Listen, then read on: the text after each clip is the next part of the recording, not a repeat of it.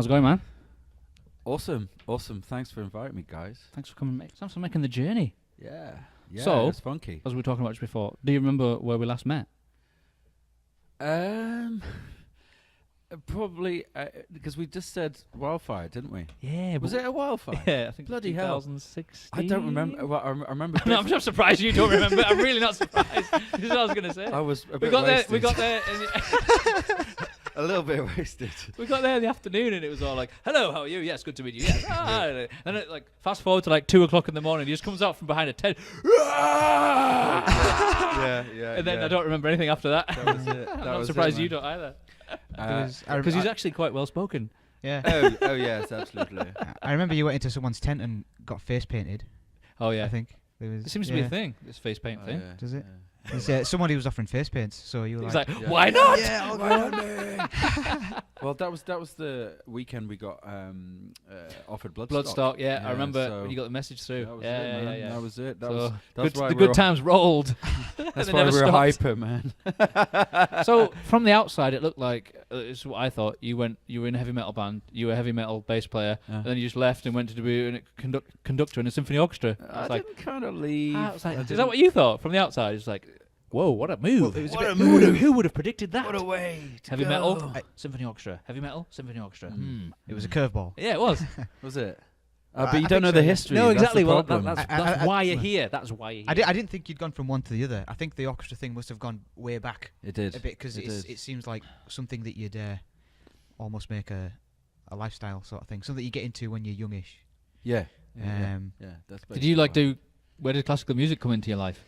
It started very, very early. My parents are both amateur operatic buffs, and Right. I'm actually Scottish. I grew up in Scotland. Ah, right. I had an Aberdonian accent until I was 4, and then I left to live in Kenya. So I know it's mad. It's mad. My dad's a scientist, so basically he got a contract with the Kenyan government. But I used to go to a place called Haddo House, which was in a place called in Aberdeenshire, and Lady Aberdeen put on all these operas and stuff, and I was there as a little kid, and Lady Aberdeen's butler used to look after me. Right. Yeah, I know, as you do. So music was my mother played it all the time, so I've had it Seeped when I was into you. in a womb,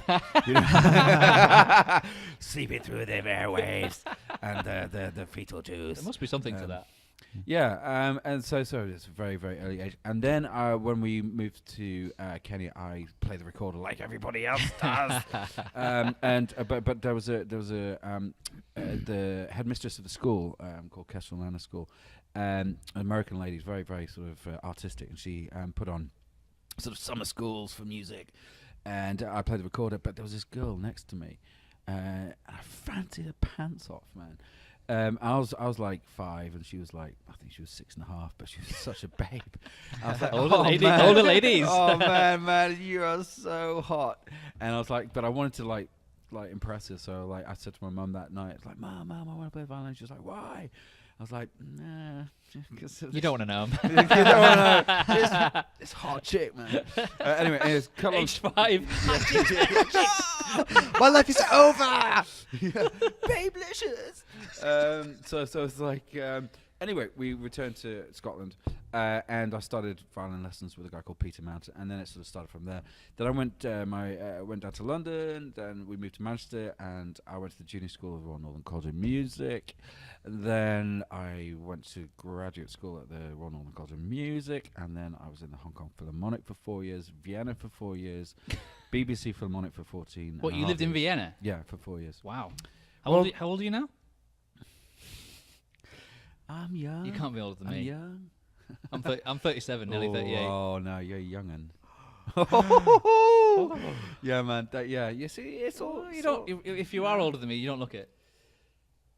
Thanks, man. I work out. Yeah. Anyway. So So I basically classical was my career, but I'd always listened to metal, always listened to rock. Yeah, always from an early age as well. Yeah, because my dad always used to play Beach Boys, loads of stuff. King, Chuck Berry, Status Quo, blah, loads of stuff. And I was just like, so I had a very eclectic musical upbringing. And I always loved metal, always loved rock, and I'd always wanted to be in a band as well. So I was a very musical kid. It wasn't just classical was just a vehicle with which I sort of mounted the rock and roll stage as well. Yeah. So that's kind of how I did. But I started really late. I actually started bass really late, like after my 25. I was like really late. But why bass? Because I was a violinist. So basically, and I was a pianist as well. So I had always wanted the bass to fill that spectrum, and harmonically as well. It really helped things. So you think that made you a unique bass player in a band then, because of your perspective and the sounds that you listen for and can produce? Yeah. I tend to just when I'm in a band, I tend to just think of the band and just the dynamics of that particular structure of however many are in the band or whatever. I don't particularly think of arrangements or anything like that. I had always kept metal and classical separate, because the thing was that it was a career, and then metal was like, I'm free, I can run around, I don't need music. So and did you watch things like, you see S&M, Metallica and the Symphony? I hated it, absolutely. Did you think it didn't work at all for any of the songs? I'll tell you why. It was Michael Kamen. Michael Kamen, fantastic conductor, fantastic arranger. But the thing is that they were just arrangements. There was nothing new about them. They're just accompanying the music that was already written. Just accompanying. But did you not think some of it worked? Like they wrote the songs, a couple of songs specifically to go with the symphony. It wasn't as if all of the songs were just accompaniments. Like No Leaf Clover and Mine Is Human were two songs that were written with the orchestra. Yeah, I just something deep down inside me just said no. It just was just begging to escape and just. There's something different. I really gravitated toward. This is different. I like it. I see what they were trying to do, but because at the time I was trying to separate the two, I just who's bringing these back together? I don't like it. Stop it, Hetfield. Stop it. I just wanted to physically vomit all over the walls. I was like, oh, this is awful. Oh, that's brilliant. So actually, when it came to writing stuff, when I got asked to, because it was Vice you were in when you left to. Did you leave Vice to then go and do the orchestra full time, or was that what it was? No. I was in the BBC Philharmonic full time. Right. And so the bands were always on a side. Okay, right. But I was in a death metal clowncore band called Donker Carnival in London.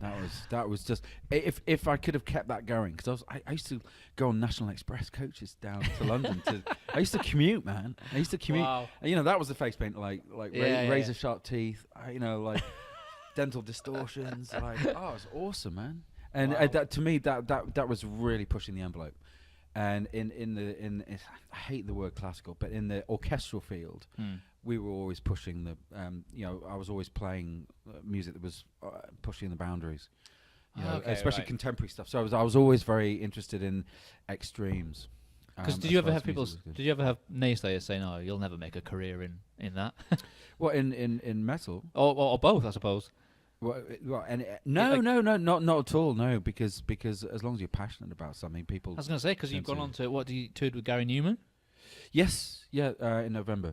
Yeah. That was pretty cool. Yeah, but that's with my own orchestra now. So that's pretty cool. What's the orchestra called? It's called the Skaparis Orchestra. I thought it was like Skaparis. Or where does the name come from? Skaparis or Skapar. Scarpa is actually a root of Old Norse. Scarpa actually means to make or to create, and because basically I was looking for some sort of runic symbolism for the just artistically, like for say like a CD cover, and something that's findable in Google as well. Yeah, pretty much. Yeah, and something unique, which is quite difficult nowadays, and you regurgitating stuff. So when did you? So you started your own orchestra. The reason for that was because I actually did leave the BBC Philharmonic. I actually left full time. I went down to 50%, and then because I'd always wanted to be a conductor. I'd always wanted to be a conductor. So before that, had you been a conductor, or were you just? Yes, I had. The thing is, there's two routes. There's two main routes traditional routes that you can go into conducting, and that's either the opera route or the orchestral route. And an opera route would be traditionally becoming a correpetitor, which means that you go and accompany opera singers, Right. and then you go into an opera house, and then you become an assistant conductor, and then you become the maestro. So what roles had you played in an orchestra before being a conductor? As an orchestral player, and, All and, right. and so you're sort of learning your Various your- instruments. a violin and viola, yeah, but it was Okay, it was primarily violin because it was a vehicle. It was just a vehicle in order to become. You a always conductor. wanted to be a conductor. I would always, since I was a young guy. So is there other conductors who influenced you, made you want to Oh be yeah, one? absolutely. Vasily Sinaiski's one of the guys. He's top. He won the carry-on competition in, I think it was 1969. I think he's amazing. One of these guys that has incredible energy. But he's like in his 70s now. Because when I was doing some research for this, I was like Mm. watching some of them. Like some of them seem to just do the standard, Yep. and others get really animated, and Yep. they seem to do things in between the parts that Yeah, you well, exactly. maybe people wouldn't necessarily notice. But I'm going, there's something happening there. It's very very much like being like what Liam would be doing now. Liam mixing. Yeah, well, I don't know if Liam's mixing right now, but you know what I mean. Like he's drinking his tea. No, I'm kidding.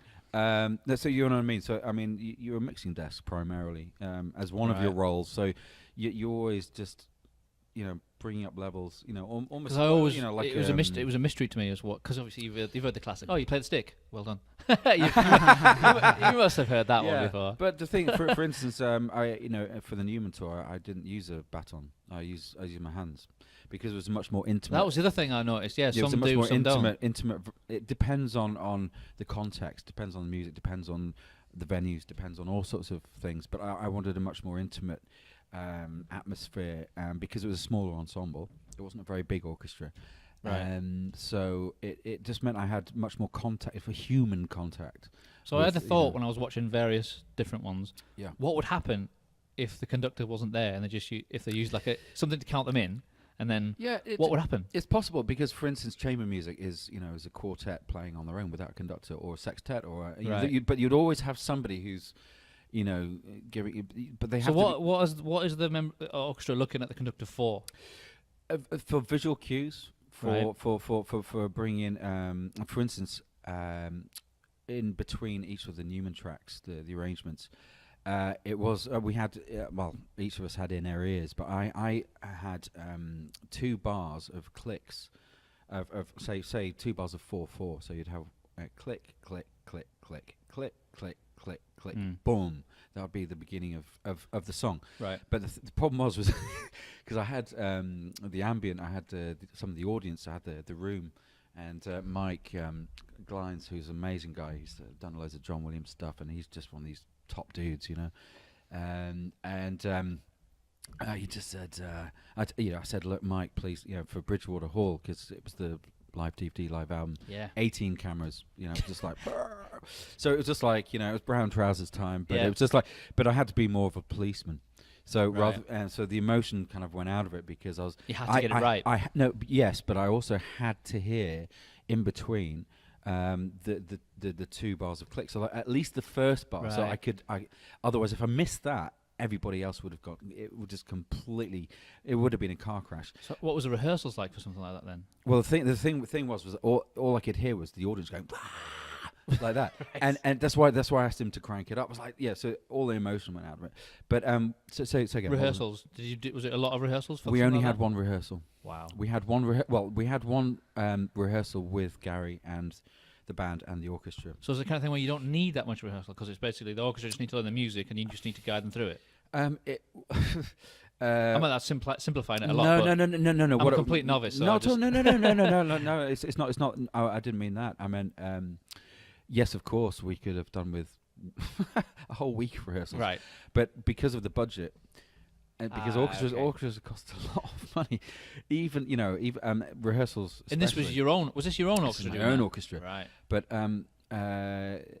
so I'd rehearsed them the week before, and they'd had parts and they'd had click tracks and stuff like that. But Right.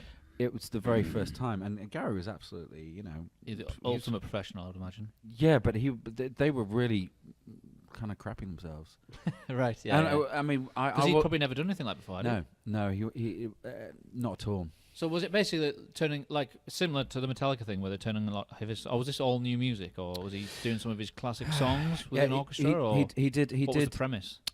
The thing was, Savage album was his album that he's been touring the world with last year, so he wanted mainly all those tracks.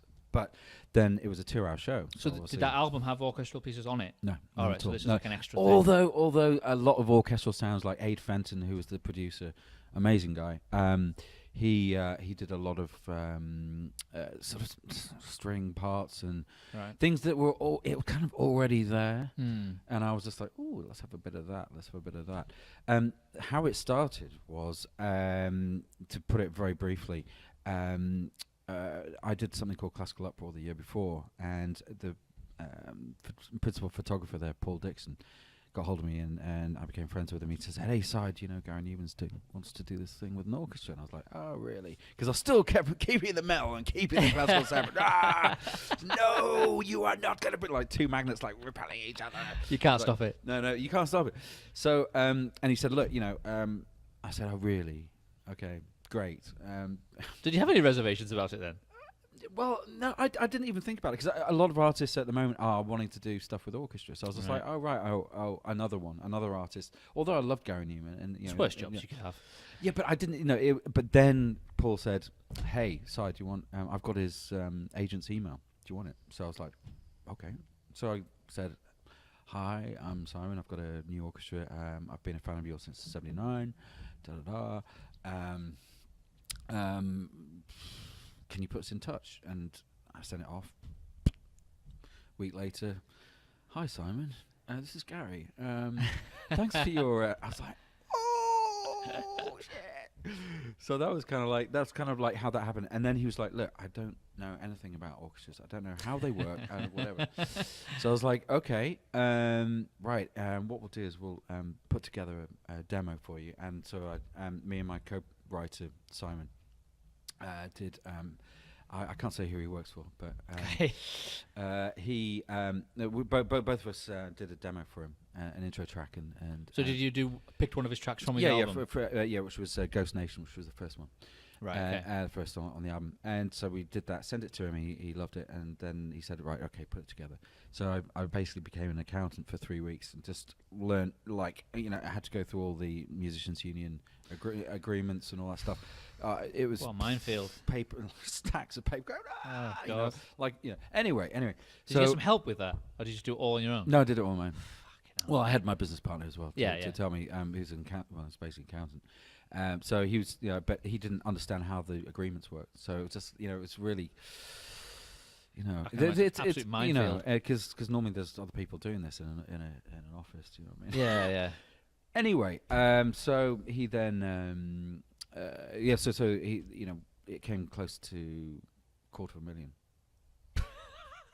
Yeah, for a week. What it was going to cost? A week tour. Yeah. It was going to cost you? No, it was going to cost Gary. Right. $250,000 because you've got, it was based on a full symphony orchestra and choir.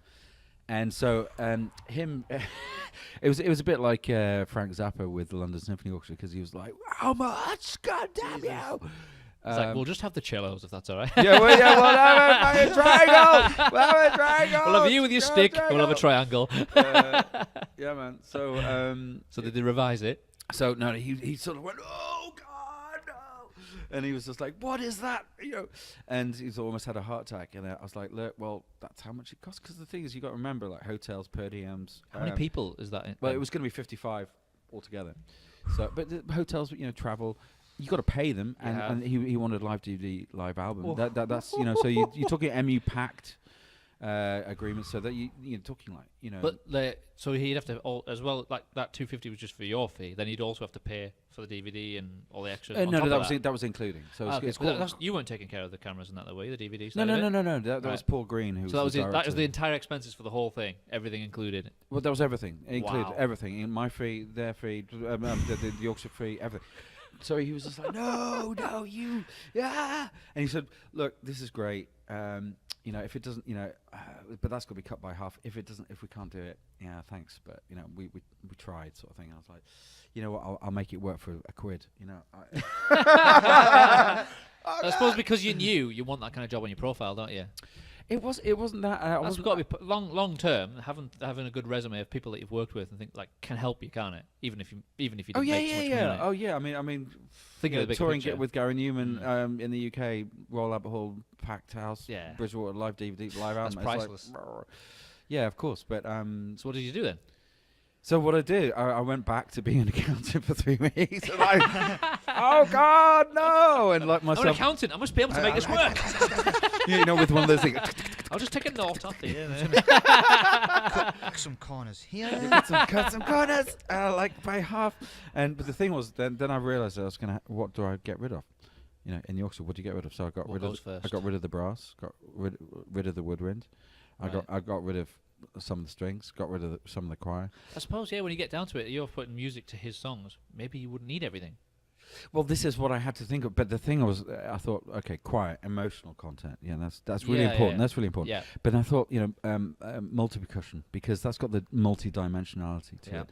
And I had a fantastic, I've got a fantastic multi-percussionist called Jan Bradley. He's just unbelievable. Anyway, so that's kind of, and I went back and I said, well, here's what we got. And he said, okay, that needs to be cut by another 25%. Whoa, dude! And but I managed to make it work. And Wow. Well done. Well done. but it was, but the thing was that it was really touch and go, because things like, you know, when we're on tour, like the coach wasn't big enough for the orchestra, so we had to get another coach. It was just Extra like, expenses that you hadn't accounted for. oh, totally, man, totally. So it was just like, you know, extra. I mean, it was so funny because like the orchestra, by the end, we're like drinking on stage. It was so funny. They're like, sorry, can we have a few beers on stage? I was like, what? Well, do you want a spliff now? Or like, do you want me to like get you a few lines? I mean, like, what? What's the deal, man? But the thing was, I know what I was like when I was like a player. I was an animal. So I was just like, hey, man, you know, as long as you don't, you know, mess things up, I don't care. You know, just play right. You know, play safe. You know, like fly right and stay safe. You know. So no, it was cool. But I mean, what the band were really worried about was that they thought we were going to be all old fuddy-duddies complaining. And just like, oh, this sucks. Da-da. But we were the orchestra were more rock and roll than them, because, Right. for instance, after Birmingham, after the second show, Gary and the band had 2 tour buses, and basically the orchestra raided the tour bus, drank all their drink, Yeah. took all their drugs, and then almost got arrested in town later on in a nightclub. So I was like, can you imagine that, like the papers next day, like Orchestra. Newman tour goes tits up. Orchestra As- arrested. yeah. Newman teetotal. yeah. Still, Yeah. Newman not happy. Symphony hooligans. Yeah. Yeah. It's like an absolute first.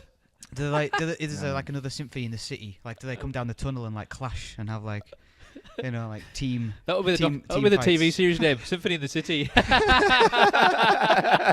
So the sort of Green Street version of the symphony orchestra. Do where not they laugh. just- Oh. Dude. Honestly, yes. Because it must be quite high. I don't know, because for them when they perform, it's quite a high. I always say it's Oh, yeah. quite a high pressure thing. There's no room for like error or No. But, like, because if you've got like, I don't know, 6 cellos all playing the sort of the same thing, if somebody slips Yeah. or you hear it. yeah, I mean, there was a lot of. I mean, the great thing was that with the great sound that was being produced, you know, through the PA via Mike, the monitor guy, Monitor Tech. He was. It just had. It was just so full and, you know, rounded and just. And obviously he was blending that with the band, and then with the not backing tracks per se, but the effects tracks. So Effects were you tracks. worried that you're going to have to cut too much that would affect it As in when you have to make it work money wise when you were cutting it? Oh back? yeah. I wanted a full symphony orchestra, but you know what? Actually, I'm really glad I didn't, because It'll be a big learning experience for you. for instance, in the rehearsal, I was introducing the band to the orchestra, and I said, "Hey, so this is Gary, this is Rich, this is Steve. This guys, the orchestra. Yeah, this is you know." And everyone, blah, blah. And I said to Gary, hey, Gary, do you want to talk to the orchestra? He's like, no, mate, I've got Asperger's. I was like, but he was joking. He sort of winked at me like that. I was like, what? Do you, or don't you? I'm like, what? Do you want to talk to them, or do you not? So, but he was hilarious, and the thing was, like, after that rehearsal, they realised, because Gary didn't know what to expect, and then and he was so humble. He just said, "Oh, it's so nice to hear." Like he posted up on Twitter. He just said, "Oh, it's so nice to hear such epicness, like with my little tunes." I'm like, little tunes. What? They're not quite that little, really. They're not that little, Gary. So one of the big contentions, obviously, was Cars. Of course. That was a big one because Gary put it out on Twitter to the fans. He just said, "Look, hey, what do you guys think? Shall I do it or not? If I don't do it, what do you think?" And most of them were like, "Yeah, thank God you're not doing it. Oh, great."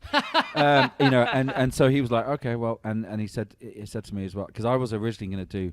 Oh, so he didn't do Cars with the... No, at all. Right. So originally I was going to do a Cars into transition into Our Friends Electric transition into Cars, but that got scrapped, and so it was just Our Friends Electric. So that became... Do you think it would have worked, that song?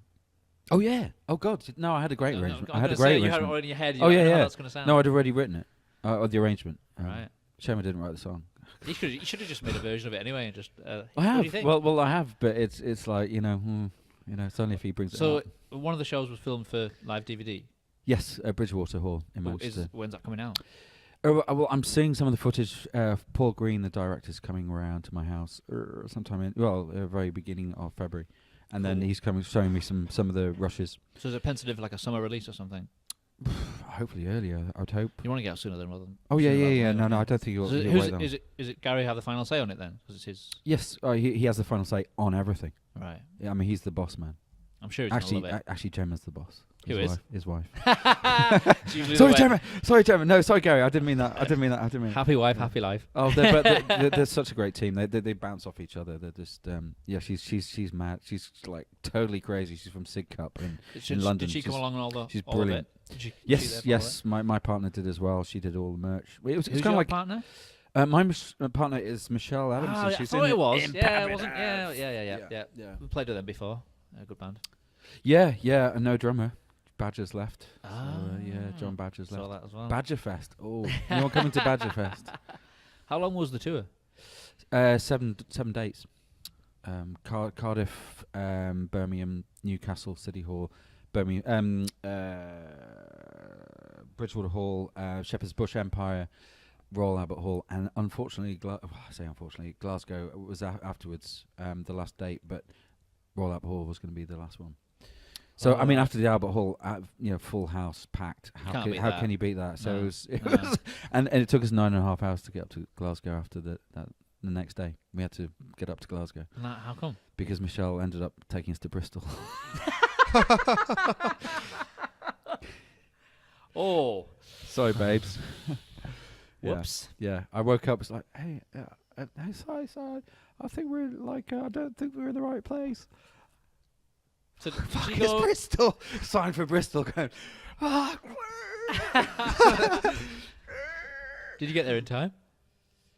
I wasn't very happy, and I ended up. It was raining profusely. One-way streets into Glasgow Royal Concert Hall. I asked because SJM were the guys who were looking after us. The brilliant guy called Andy. Yeah. Fantastic, looking after us for most of the tour. And he changed on that last day. So we had a guy, and I called him up. Said 2 hours before we got there, I said, look, can we possibly have somebody meeting us? Because we're going to be traveling for almost 10 hours. We got a gig to do. Can you just meet us? No one was there to meet us. So I was like, I walked. I was like, where's my fucking dressing room? And honestly, I never... The diva conductor. No, seriously, I was... when you've just got a red rag, and I was just... Yeah, just one of them... get out of my way. And seriously, and I think I can't. Whenever I see people doing that, I'm like, whoa, dude, just calm down, chill out, man. Hey, what's wrong with you, buddy? But if someone says that to you, it's like, get out of my way. Death Star, man. So I don't know, but so it was just frustrating that we ended up doing that at the end, because it was just like, oh man. And then we had a tech problem. They had 7 hard drives because the lighting show was all the lasers and stuff had been debuted for that particular all tour. automated sort of system type thing. No, some of it was automated and some of it was manual. Right. I mean, just incredible. So it was just one of them days. Q lighting design were just amazing. Oh, yeah. Yeah, just one of those days. But And then afterwards, just like, oh my god, that's the end of the tour. And obviously, like anyone who's in the music industry playing, whatever on tour, What it do takes I do now? what do I do now? Do I put my feet? And me and Michelle went on holiday, but even on holiday, you're Still buzzing, aren't you you? still, and also you're like, oh, should we go there? Oh, let's do that, and blah blah blah. So you're not actually putting your feet up. And when you get couple of times a day, you go, can you believe we did that? yeah, seriously, I put my feet up when I got back with a cup of tea and slippers. I was looking, whoa, I'll that do was that again. kind of insane. But yeah, no, it was an amazing experience, and yeah, it was really. I mean, learned shed loads about everything last year. But Yeah. these were our venues as say orchestral musicians. I'd played in the Albert Hall since I was 15 With the BBC. yeah, and also National Youth Orchestra and stuff. So it was like my second home. I knew Yeah, the yeah. backstage, but they had never played there. So I was sort of almost like leading them. Has to Gary sort of, played there? No. Oh, right. So it was like sort of leading. Like, hey guys, just check this. Hey, place. like the I was like, tour you're like the guide. tour guide. Hey man. Teas and So- coffees down there, toilets there. Yeah. But so these sort of halls we were used to. So I mean, I was excited more than anything. I don't get nervous when I'm conducting. You see, so You don't? No, Wow. no, I used to when I was, but as a player, I did. Right. It was very interesting. It's, Well, I that don't maybe just understand means that. that this is more your natural thing. Yes, exactly, and I believe psychologically, it's. I believe It's the best anybody fit for who you. is nervous in any sort of situation, it's. It should always be a little bit of like Yeah. apprehension, like excited No, nervousness. No. But if you're kind of like, oh my god, I'm going to be able to do this, like, it's maybe not your natural sort of. no. Yeah, you have to have your natural instincts working at the top level. I was for- thought in a band though, a lot of the nervousness was being able to rehearse enough. Being prepared. No, Yeah. I believe that for any band, any sort of thing that's we God.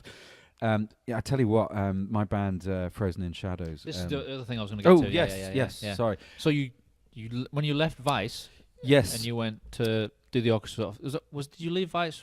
I went. Was No, that when you started up your own? no, that's when I went back to study conducting at the Royal Northern. Okay. So I right. went What year back- was that? 2016. Right. Okay. Right. Yeah.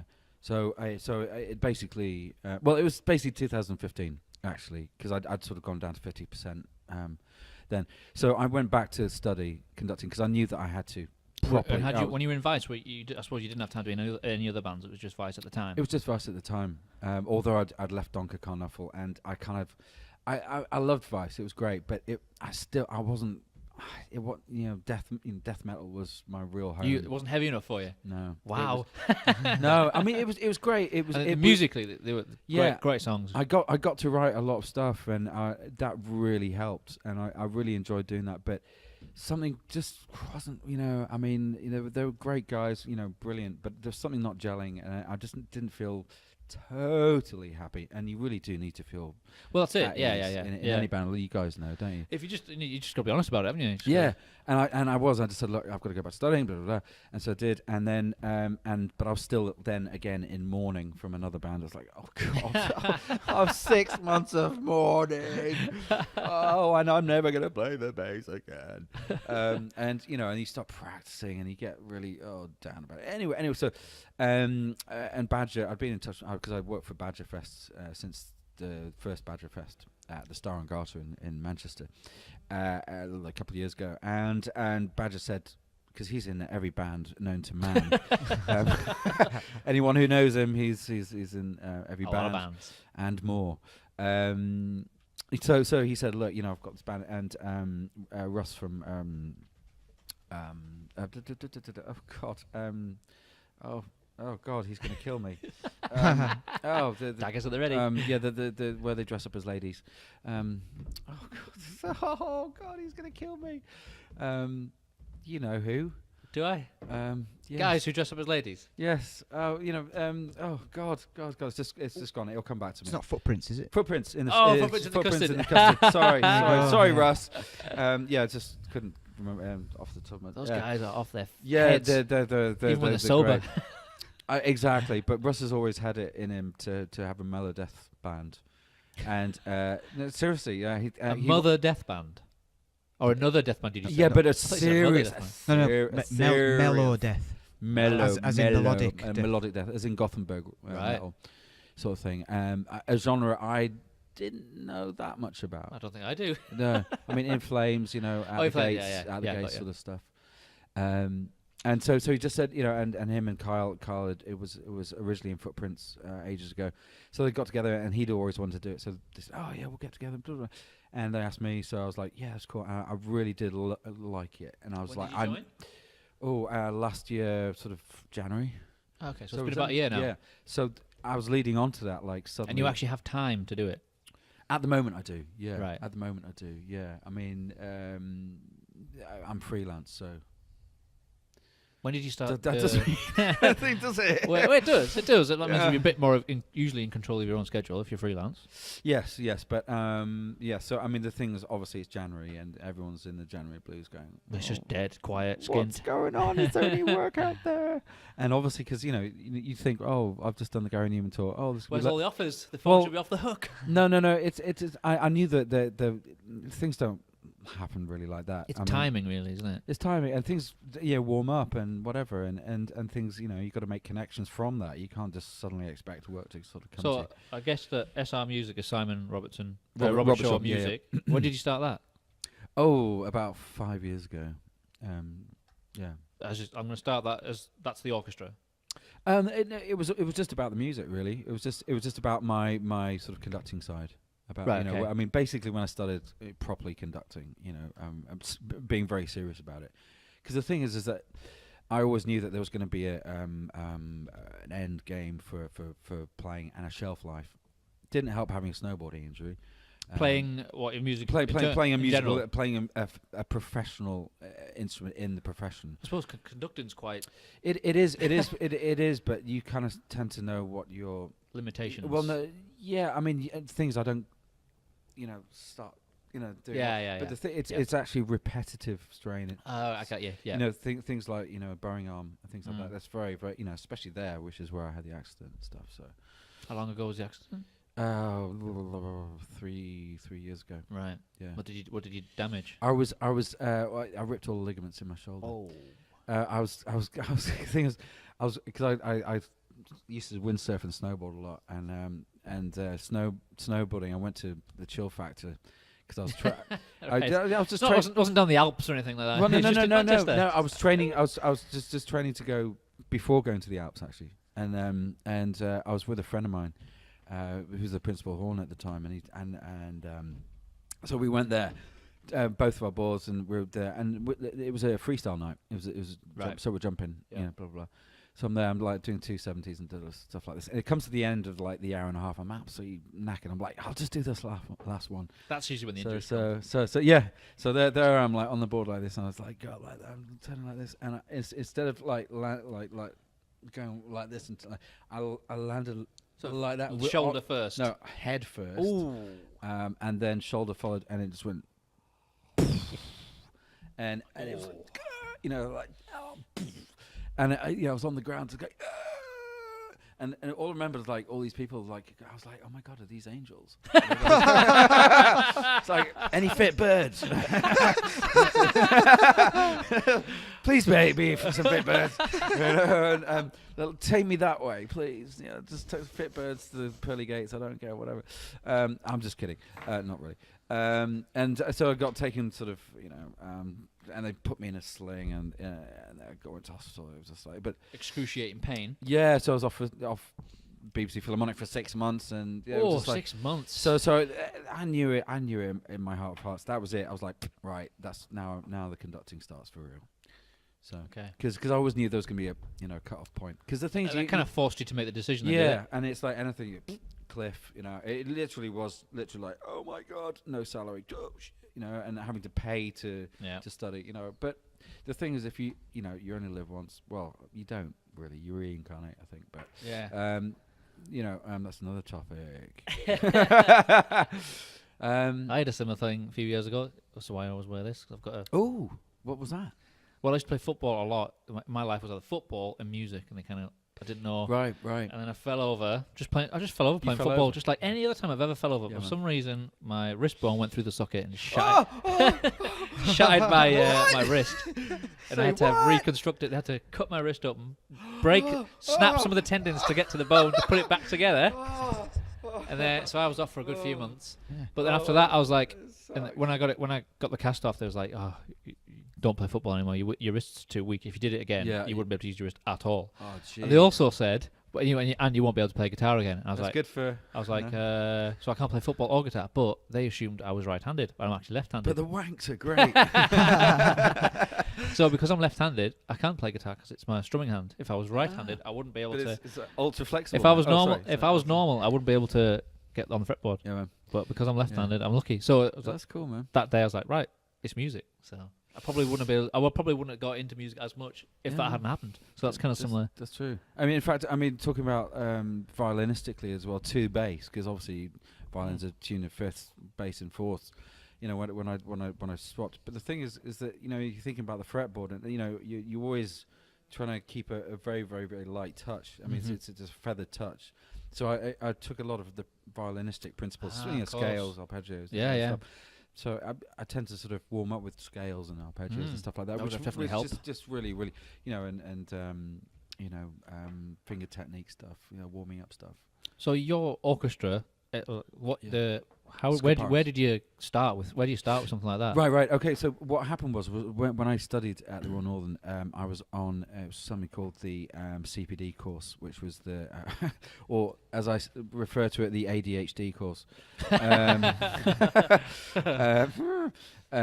But no, it was basically a bespoke course that was created for. Actually, I was the first one that did it. Right. Because I was still in the profession, but it was continuing professional development. Right. Yeah. But I wasn't a master's student, so I didn't have the access to the orchestras that the other conducting students did. Right. So I was like, well, what the hell do I do, man? Great studying conducting, and I got to occasionally do it with the orchestras, but I was like, well, I've just got to form my own. Right. So I put together the best players I could find. And put on a concert, put on a great program, got it filmed by some of my cameraman friends, got it recorded HD, did it, and that started. And then SR Music started. I was like, right, okay, well, I'm going to do it this way. I'm going to do it my own way. Boom. Is it a bit like being in a band? Are they sort of totally. You're Pretty sort much. of like a solo artist with a backing band of the orchestra kind of thing. Yeah, kind of thing. So are they? kind of thing. Are they? They're like, all freelancers. Are they? Oh, I was going to say Yeah. they're contracted There's to you I will send out contracts. I mean, they'll for be specific. It's events. a project-based thing. So, Right. Okay. for instance, like every year, if you split the year into 4, you would have a quarter. So for each quarter, you would expect to have at least one major event. Right. So, for instance, the next major event for us is actually April.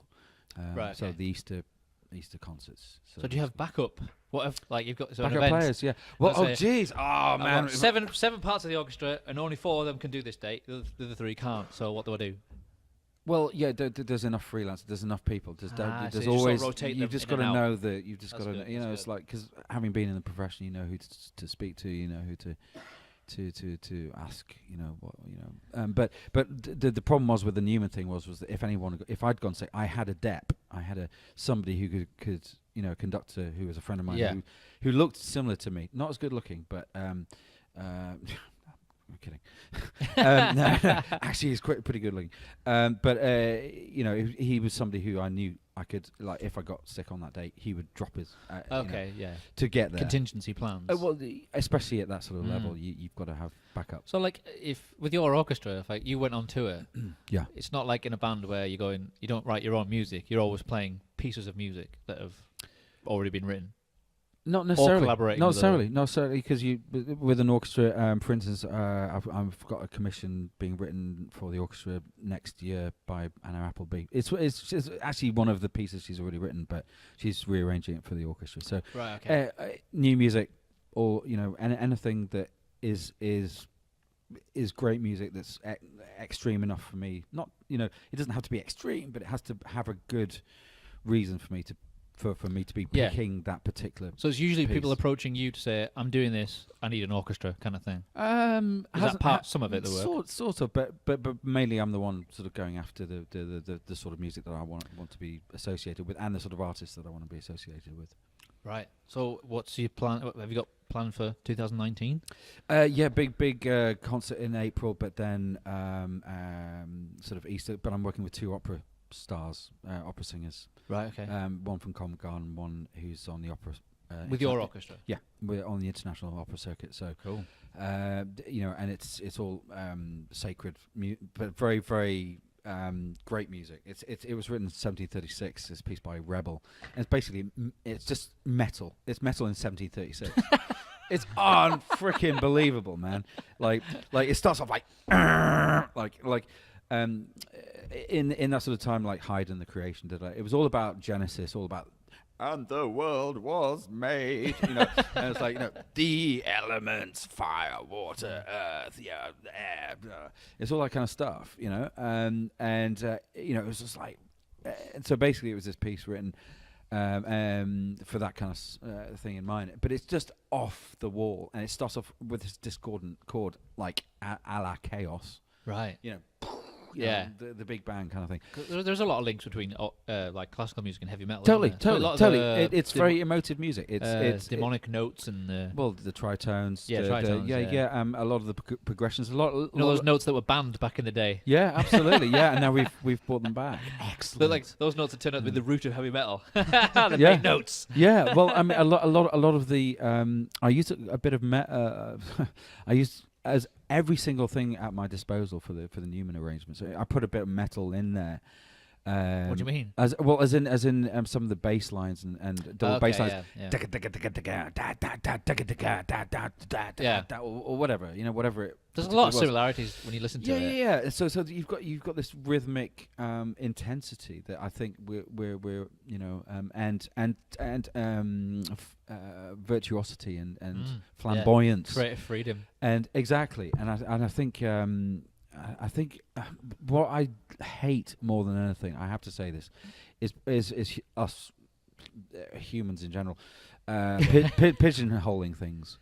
Yeah, we're obsessed. We're obsessed with it. This is this music. This is that music. Okay, look. Okay, metal has so many strata, so many sub little categories. That's cool. But like to actually go, well, classical music is classical music, and the metal's that. So it's all fucking music, man. Come on, get with it. We are obsessed with pigeonholing, we're obsessed with categorizing, and putting people in boxes. And correct. And what I tried to do with the Numan and Gary's music and the arrangements was just to blend things together so that it was one entity rather than sort of, oh, that's Gary's music, that's orchestral music. It was like, no, this is together. You know what I mean? It was just like, let's. So it was just one force, and that's what we worked with as musicians as well. It was just like we were a group of musicians. It wasn't separate. Metallica got a lot of that when they did it. Like people go, nah, Metallica with an orchestra. I can't do it. You can't merge the two. And then at the actual concert, you had the people that took the orchestra fans with their tuxedos sitting down nice. Then you had the Metallica fans. Oh, dude.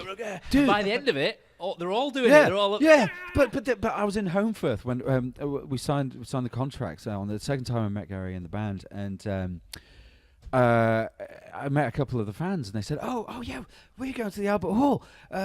Yeah, we're going to wear our dicky bows, and like we've got a box, man, and like T-shirt that's a tuxedo. What are you gonna wear?" I was like, "I ain't wearing that shit." T-shirt, jeans, dude. The thing was like, Gary bought this Demo Baza gear. I don't know if anyone knows Demo Baza. It's a Bulgarian company. If you've seen the Savage album, the stuff he's wearing on the front, the sort of desert gear, right? That sort of like he looks like Mad Max kind of stuff. Well, it's basically this company in Bulgaria called Demo Baza, and they produce this sort of catwalk desert Mad Max gear. And he said, right, so I was like, what are we wearing? And he said, right, well, I'll make sure you get this Demo Baza gear. I was like, oh, what's that? Yeah, cool. He said, well, just check out this stuff, and he sent it to sent me the link. I was like, holy cow! It's like each like the pants were like 450 euros, and like the top were like 370 euros. It was like but I hope I don't shit my pants. yeah. There's gonna be a lot of brown in there, man. Whoa, Brownish maestro. yeah, brownish maestro. love it. And he said, so just order the black stuff then I met him again in Preston when he was playing in Preston, and I said to David Brooks, who's his keyboard player, I said, Dave, I'm really excited about the demo Basil gear, because they'd been wearing the same gear on world tour for almost a year, and it was falling to bits. And I said, yeah, Dave, so are you going to get like new demo Basil gear as well? I was like, no, mate. No, mate, no. Only you're getting it. Only you're. I was like, oh shit. Sorry, buddy. But it was really, really amazingly comfortable. So very airy stuff.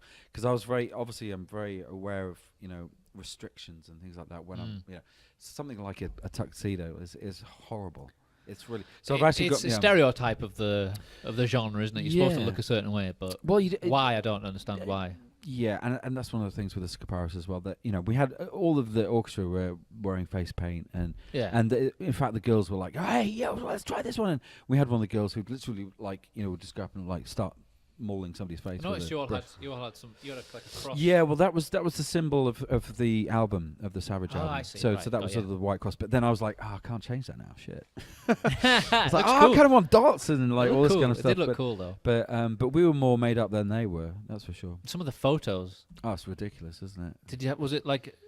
Did you have a photographer We following had you around the whole thing? I had my own photographer, Paul Dixon, who was the guy who got me the work in the first place. Actually. Right. Okay. Cool. But there were something like 5 official photographers. You don't get some of those photos. You don't get many of them in your life. Like no. As one of you just stood there like. Oh that, yeah. Like that. Yeah. There's the crowd behind. It's like yeah. That's why we do this. It was something. I mean, the thing was that.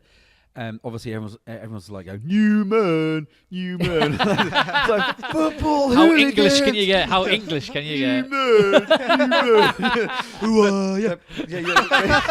Who are you, Numan? It's like, what the shit, man? But then the orchestra started going, Simon. So when it got to Shepherd's Bush Empire.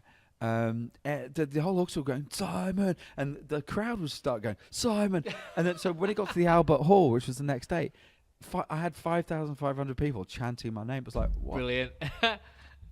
Yeah, get that recorded. Yeah, what the hell? So it was. I mean, how can you? Did you meet many of the fans then? I loved it. That's one of the best bits about it. Because Gary does these meet and greets. Yeah. So it's big business these days. Oh yeah. I think it's a great idea. I think we're going to do it with the Skaparis if we can. Because there are all these lovely people sat around. Who are really big fans and have known him most of his career. I mean, not all of them, but just a lot of them are very knowledgeable. Professional people, very nice people, but just punters, really. Who just love, the whole thing. And so I had 3 days with Gary before the main rehearsal, just hanging out. Yeah, but the thing was, I was sort of on the podium behind them, flapping my arms around, like conducting, sort of air conducting, like air guitar, but like air conducting. And obviously, the band were there, and Gary, and then the meet and greeters. There were about 30 of them every time each day. So at one point, Gary in the afternoon turned around and sort of motioned to me and said, spoke to the meet and greet and said, hey.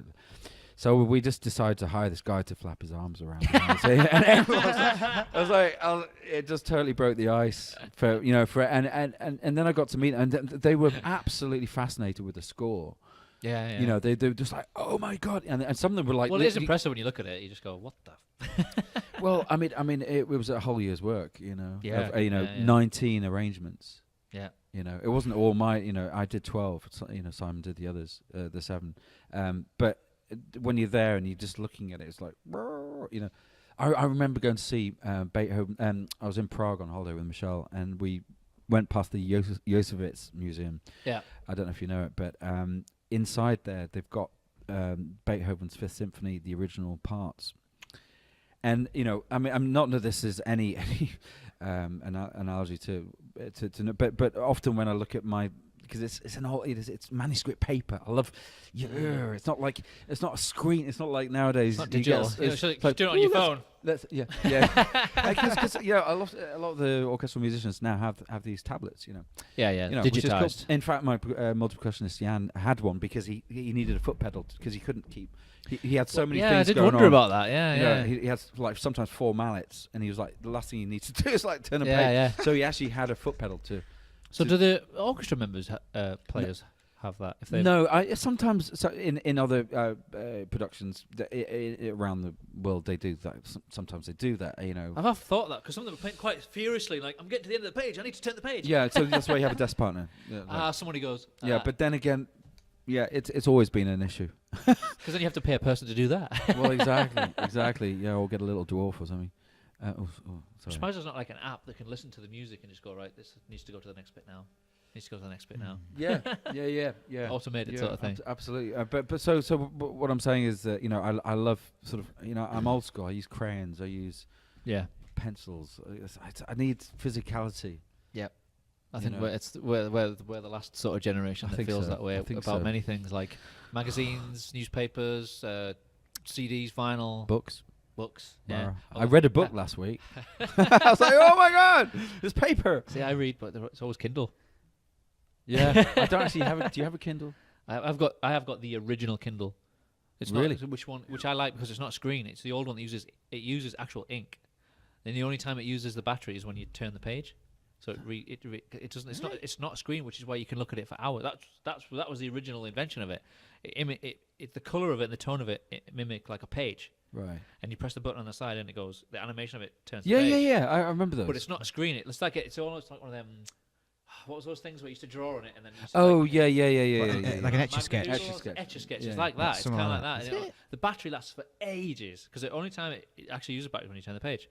So I've still got the original. It still works, and I download all my books to it, and I love it. Come on. So, but that's wow. So I wouldn't go to like a full. I wouldn't read it on a tablet because it's a screen. I want to try and stay away from screens if I can avoid it. Yeah, I mean, both me and Michelle, with our eyesight, sort of. I say it's not going, but it's it's not where it was. Going. But it's. When you get to that certain age where you start going. Yeah.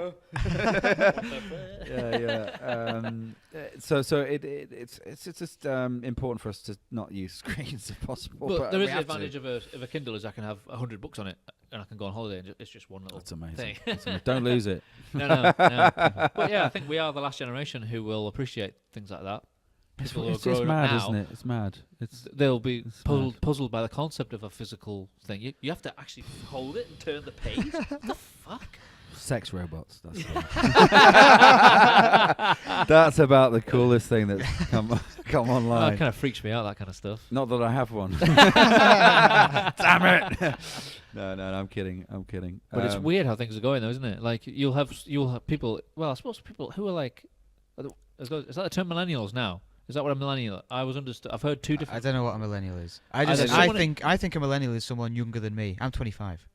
No, I would have thought someone. I understood it to be someone who came of age at the turn of the century. Came of age, yeah. But another term I heard of it was someone who was born on the 2000 and who's now coming of age now. That's what I think it is. It's like the baby boomers. Because technically, I'm a millennial because I was born in 81 and I was like 19, 20 around the turn of the century.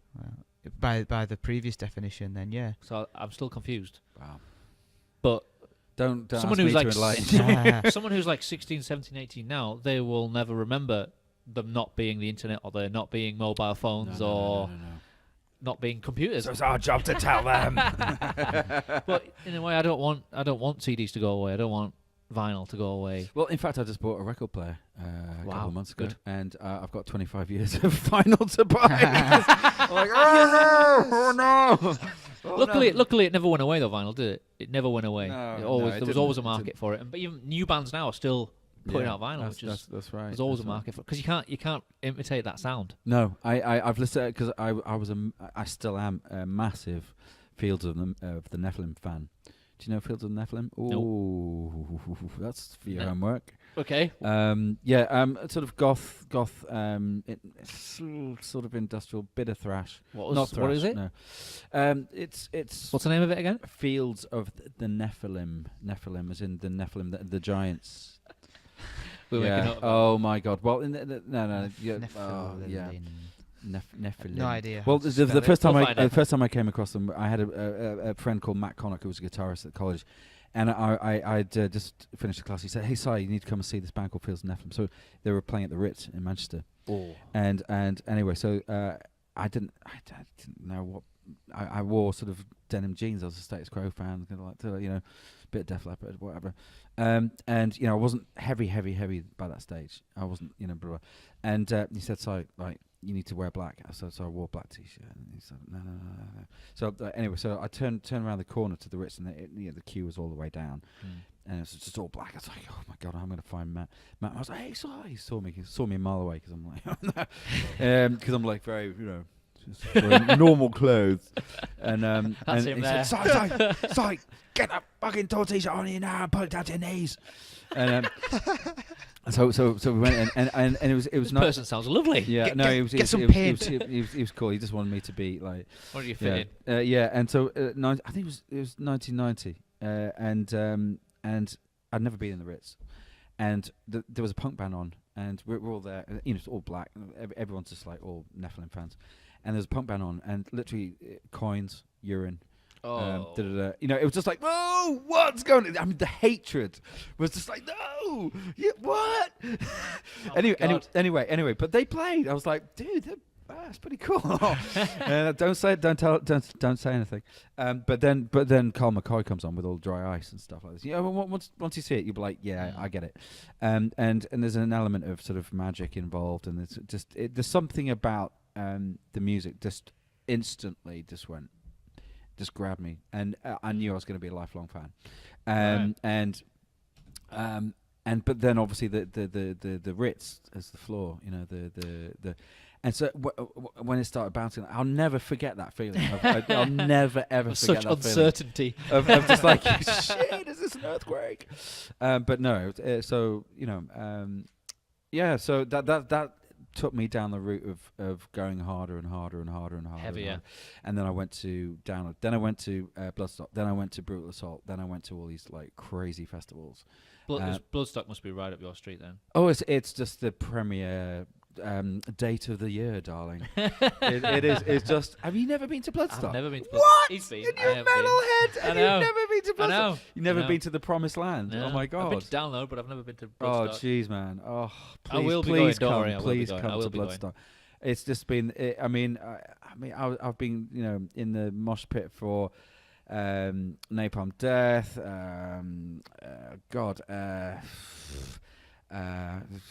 Anthrax.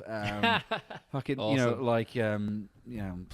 Lamb of God. Whitechapel. Yeah. Fucking, those are hard bands, but they're not the like Devourment, and like. I think he likes even heavier music than you. Yeah. Oh yeah, man. Wow. Yeah, I'm pretty sick on that. What's some of the heaviest bands you like? Heaviest. I'm not that big on death metal. I like Lamb of God, Revocation. It's like a scale. It's like, no, not heavy enough for me. No, Yeah. not heavy enough Yeah. for me. No, I was no, like, no. I'll just keep this quiet. Okay. I like all sorts. He's like, child's play. Child's play. Yeah. Don't drag me into this with a We will seasoned go death drag metal you. man. No, it's What cool. was the first gig you ever went to? Was Fields of Nephilim. Oh, that No, was the first gig you. proper gig. Okay, Proper right. gig. Yeah, no, that's why I've never. It's like your first love, isn't it? You'll never forget. What was the first symphonic gig you ever went to? Was at the Royal Albert Hall. How old were you? So the fact that I was it was 1981. So I've still got the program. Wow. It was so when we came back to London after Scotland, I went to see Istat Perman play. You know, the guy with polio who's Yeah. who was very famous at the time. I mean, even more famous because he was like in his prime. And I went. That's why I wanted to be a violinist because I went. Anyway, so I went to So he played Algar Violin Concerto, and how long? So it was 1981. So it was, I won't say how old I was, and then so shall remain nameless. and so I met him and got his autograph. Oh, right, and cool. met Rodney Friend, the lead, and blah blah. And they were I was just like, but that was my conducting dressing room this time. Ah, right. So it would come full circle. Yeah. So I was just like, yes, I've made it. I have arrived. Yes. So that was quite poignant. Yeah. Cool. Yeah. Just incredible. It's just the fact No. that you've- But to me, like the Albert Hall, it was like I said, it was like home. So it wasn't like, oh my, it wasn't like playing, God, what, Wembley or well, no, not even that. I mean, playing Shepherd's Bush Empire was a real thrill. I You know, can because imagine. of the history of Yeah, that, yeah. and Yeah. and it's 2,500 people standing, whereas this was the Oh, problem right, yeah. was that concert halls, it was sitting, and Usually. but by Our Friends Electric, people were like, yeah, let's get up, How long does it, like, your average sort of opera event go on for? You mean Or- orchestral? or opera? orchestral, yeah. Well, it about 2 hours with a 20-minute break. It's Right, like yeah. depends on the first. It's normally like 30, 35, 40-minute program. It's different now, but then traditionally you'd have an overture, then you'd have a concerto, then you'd have a symphony. Ah, right, yeah. Yeah. That's kind of like how with a break, and then Not that long ago, I watched on Sky. They had a John Williams did a thing where Right, yeah. he wasn't involved, but he was watching this orchestra playing all of his Yeah. famous movie yeah. scores and stuff I- like that. I had wow, that's cool. in fact, Simon he'd bought a 600, 400 quid ticket to go and see him, and he sold it and then John Williams went ill, didn't he? Yeah, he did. That's yeah. right. Yeah. So I think he, or did he go and he He was just- there. I can't remember. I think I don't think he was. He wasn't Yeah. at all of the shows. He was supposed to be at all of them, and Right. he was like meet and greet, Yeah, the yeah, usual yeah. stuff. I But mean- he did get ill, and then. I mean, he's been obviously. But I've never been into like kind of music, but I would definitely have been up for that. Well, you should have come to the Harry Potter. Gigs, Yeah, that's the thing I was 'cause, gonna talk about. Yeah. Oh, sorry, am I going through all your list without knowing what's on your list? I just stalked you on your social media. It's fine. Oh, is that what you did? Yeah, Oh, yeah. cool. That's what I always do. Right. So how did that come about? So tell for people who don't know, what did you actually do? Oh, sorry. Yes. What did I do? The Harry Potter convention was a set of Harry Potter convention which was actually at the Printworks in Manchester for the first year, and the concert hall that we played in is at Chetham School of Music, which is called Stoller Hall, £6 million new concert hall. It's not new anymore. But we did, Star Wars, Harry Potter, Hedwig's theme, E.T., Jaws. Oh, yeah, you did the Jaws thing. Then. Oh yeah, man, yeah. that's so cool. That's so cool. I kind of started it like, but it starts off with a piano and a bass right. drum to get that sort of. If you've ever been diving and you're there and you can actually hear that's what you hear. Yeah. He's so amazing. The and sound clever. creates an image. Yeah. Yeah. Absolutely. That's why he's. I love. That's one of the things he's I just number love one. music in general. That it can do that. That it can just take you somewhere. And Oh just- God, yeah. I mean. I think symphony wise as well is probably the best at doing that. But to me, the ultimate is having the music and the visual, and this is why having Yeah. the visuals with Gary. Like a backdrop with. Yes, there's projections, and what they were able to do with this new software, where they are able to mingle sort of the light with the projections and sort of do all this kind right. of crazy stuff. And we had a kabuki as well, which is this Japanese silhouette thing, a bit like that screen behind you, which was a Japanese traditional way of silhouetting. So you would backlight, say, the orchestra and have a screen between us and the audience, and so all you would see is a silhouette. I So see, and that was, and so when we started, that kabuki then dropped when the Replicas theme came, and then saw us, and then the second Replicas theme came, and that's when they came on. That's when everyone was going nuts, right. because they, Gary said to me, he said, "Look, I want Replicas as the first, arrangement, because like the first transition, because that's what we normally come onto."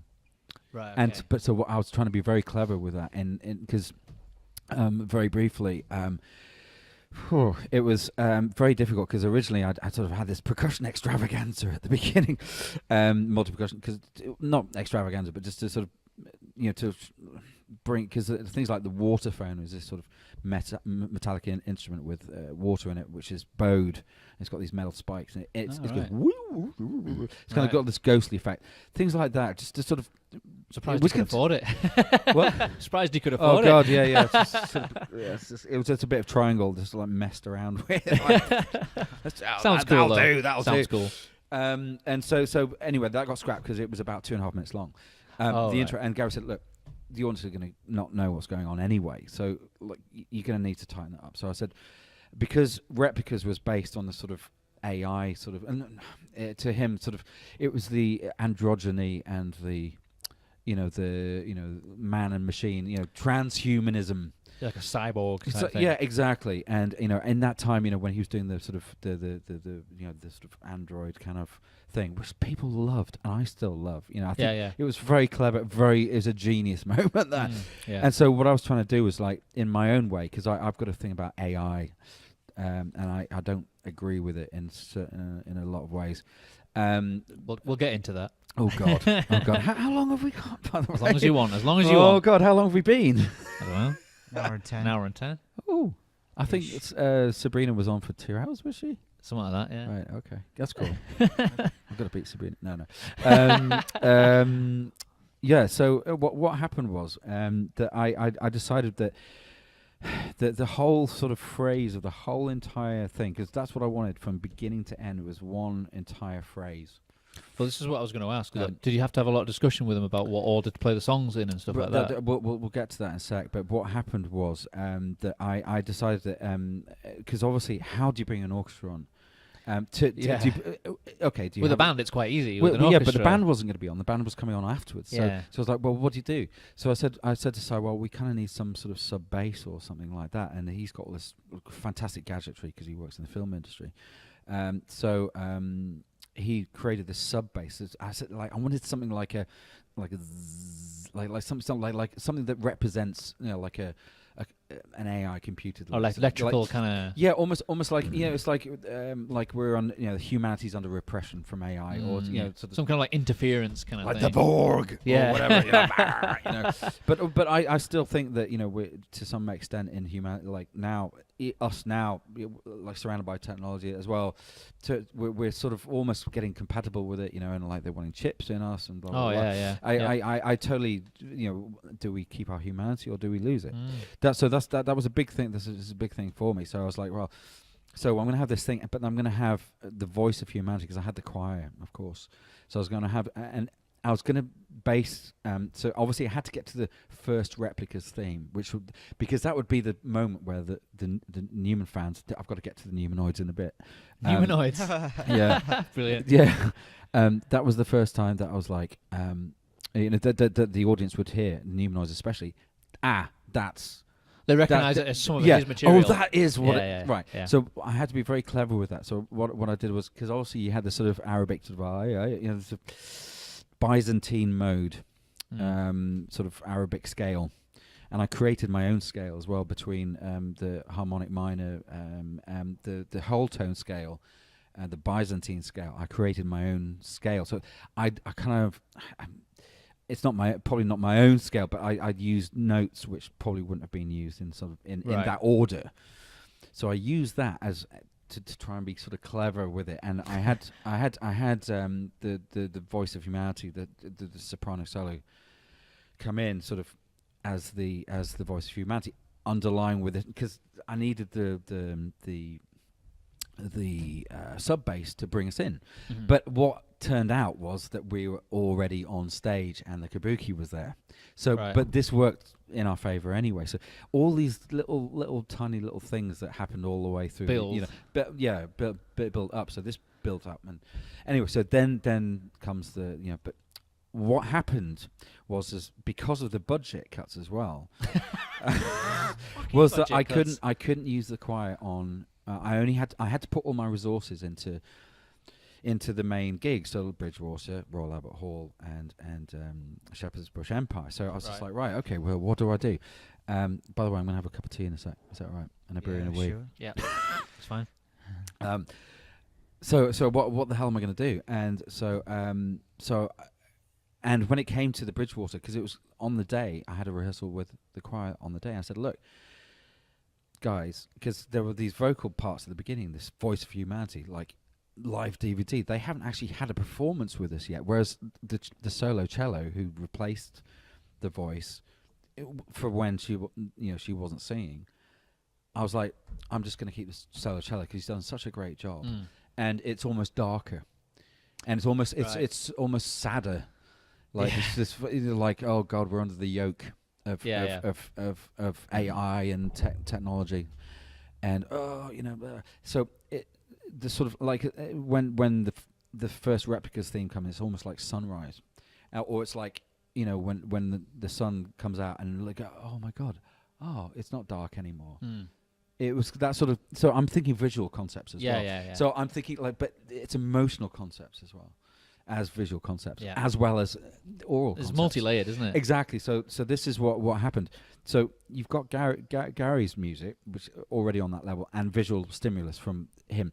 Then you've got the arrangements. You've got all the stuff which no one's ever heard before. Then you've got all that. Then you've got the visual stuff of the orchestra, and the choir, and the multi-percussion.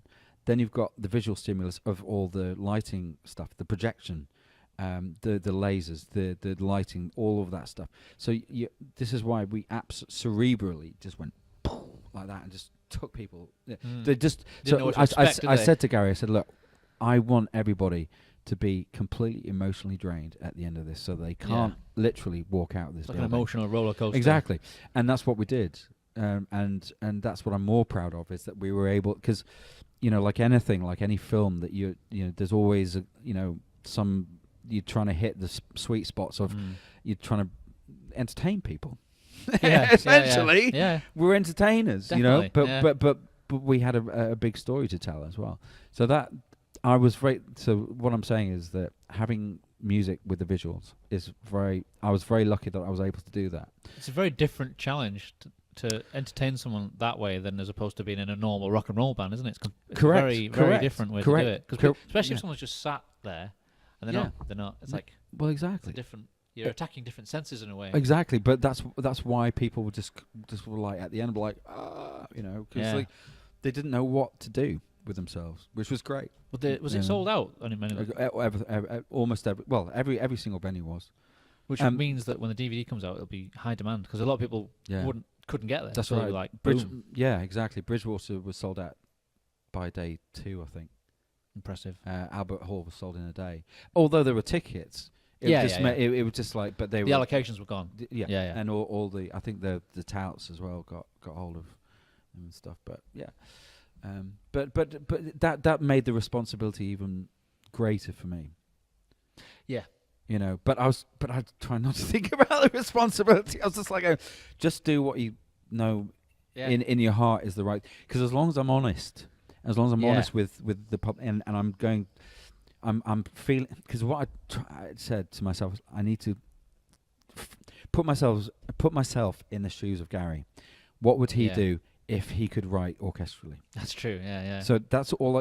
And so I took bits of, say, the 1979 version of, say, Down the Park, like a 1986 live version, the 2009 version, and I'd take little bits, little nuggets, and I'll go. And I wrote out a template, literally a piece of A4, and it just kept going. Literally by that, it was like that. And so each bar, I'd write out each bar, and I'd go, and each particular beat, however many beats there were. And mainly it was in 4/4, whatever, whatever key it was. And then I'd go through each one, and I'd go through each track, and I'd listen to each one, and I'd write in. I think originally I was like, a flute would be great here, a little piccolo ditty here. How about a bit on the waterphone there? Oh yeah. Timp part there, timp roll. Oh yeah, sforzando there. Oh yeah. Oh my God. So I was getting excited. Getting carried away. I was getting excited by the template alone. So when it actually then, because how it worked was it was template first, then Sibelius software. So I'd then put all the orchestral parts in with that, and I'd have and then I'd make sure that it went in sync with the actual track, Say, for instance, if it was Ghost Nation, I'd make sure it was synced up to or whatever. And then it would go to Simon's Cubase, and he would then make it sound fat and ugly and whatever. Yeah. And then it would go to Gary. And but the thing was, Gary was on tour all the time. He was on tour in South America. As soon as we finished at Home for Earth, he was on tour South America for 3 weeks. He only had a day to wash his smalls, like in LA, and then he was in North America.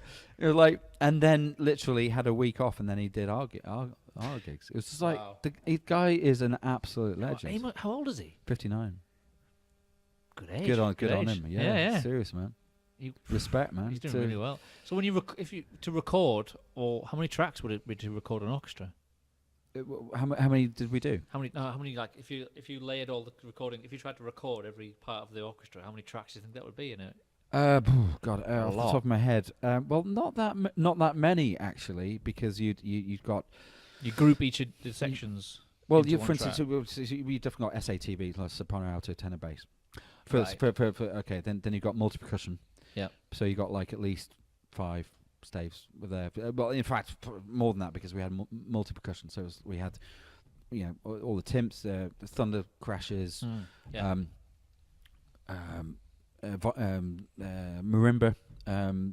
waterphone, cymbals, tom toms. Blah, blah, blah. Then you'd have strings. Right. And then harp, then string. So violins, viola, two violins, violas, cellos, bass. That's a lot. yeah, it was a lot, but it could have been a lot bigger. True. It could have had the wind, could have had the brass. But so what I'm coming back to then again is to say that Gary, I think it was so much better that we had a smaller group, because I think we would have overwhelmed them too much if it had been a full-size symphony orchestra. It would have become about the orchestra rather than the band.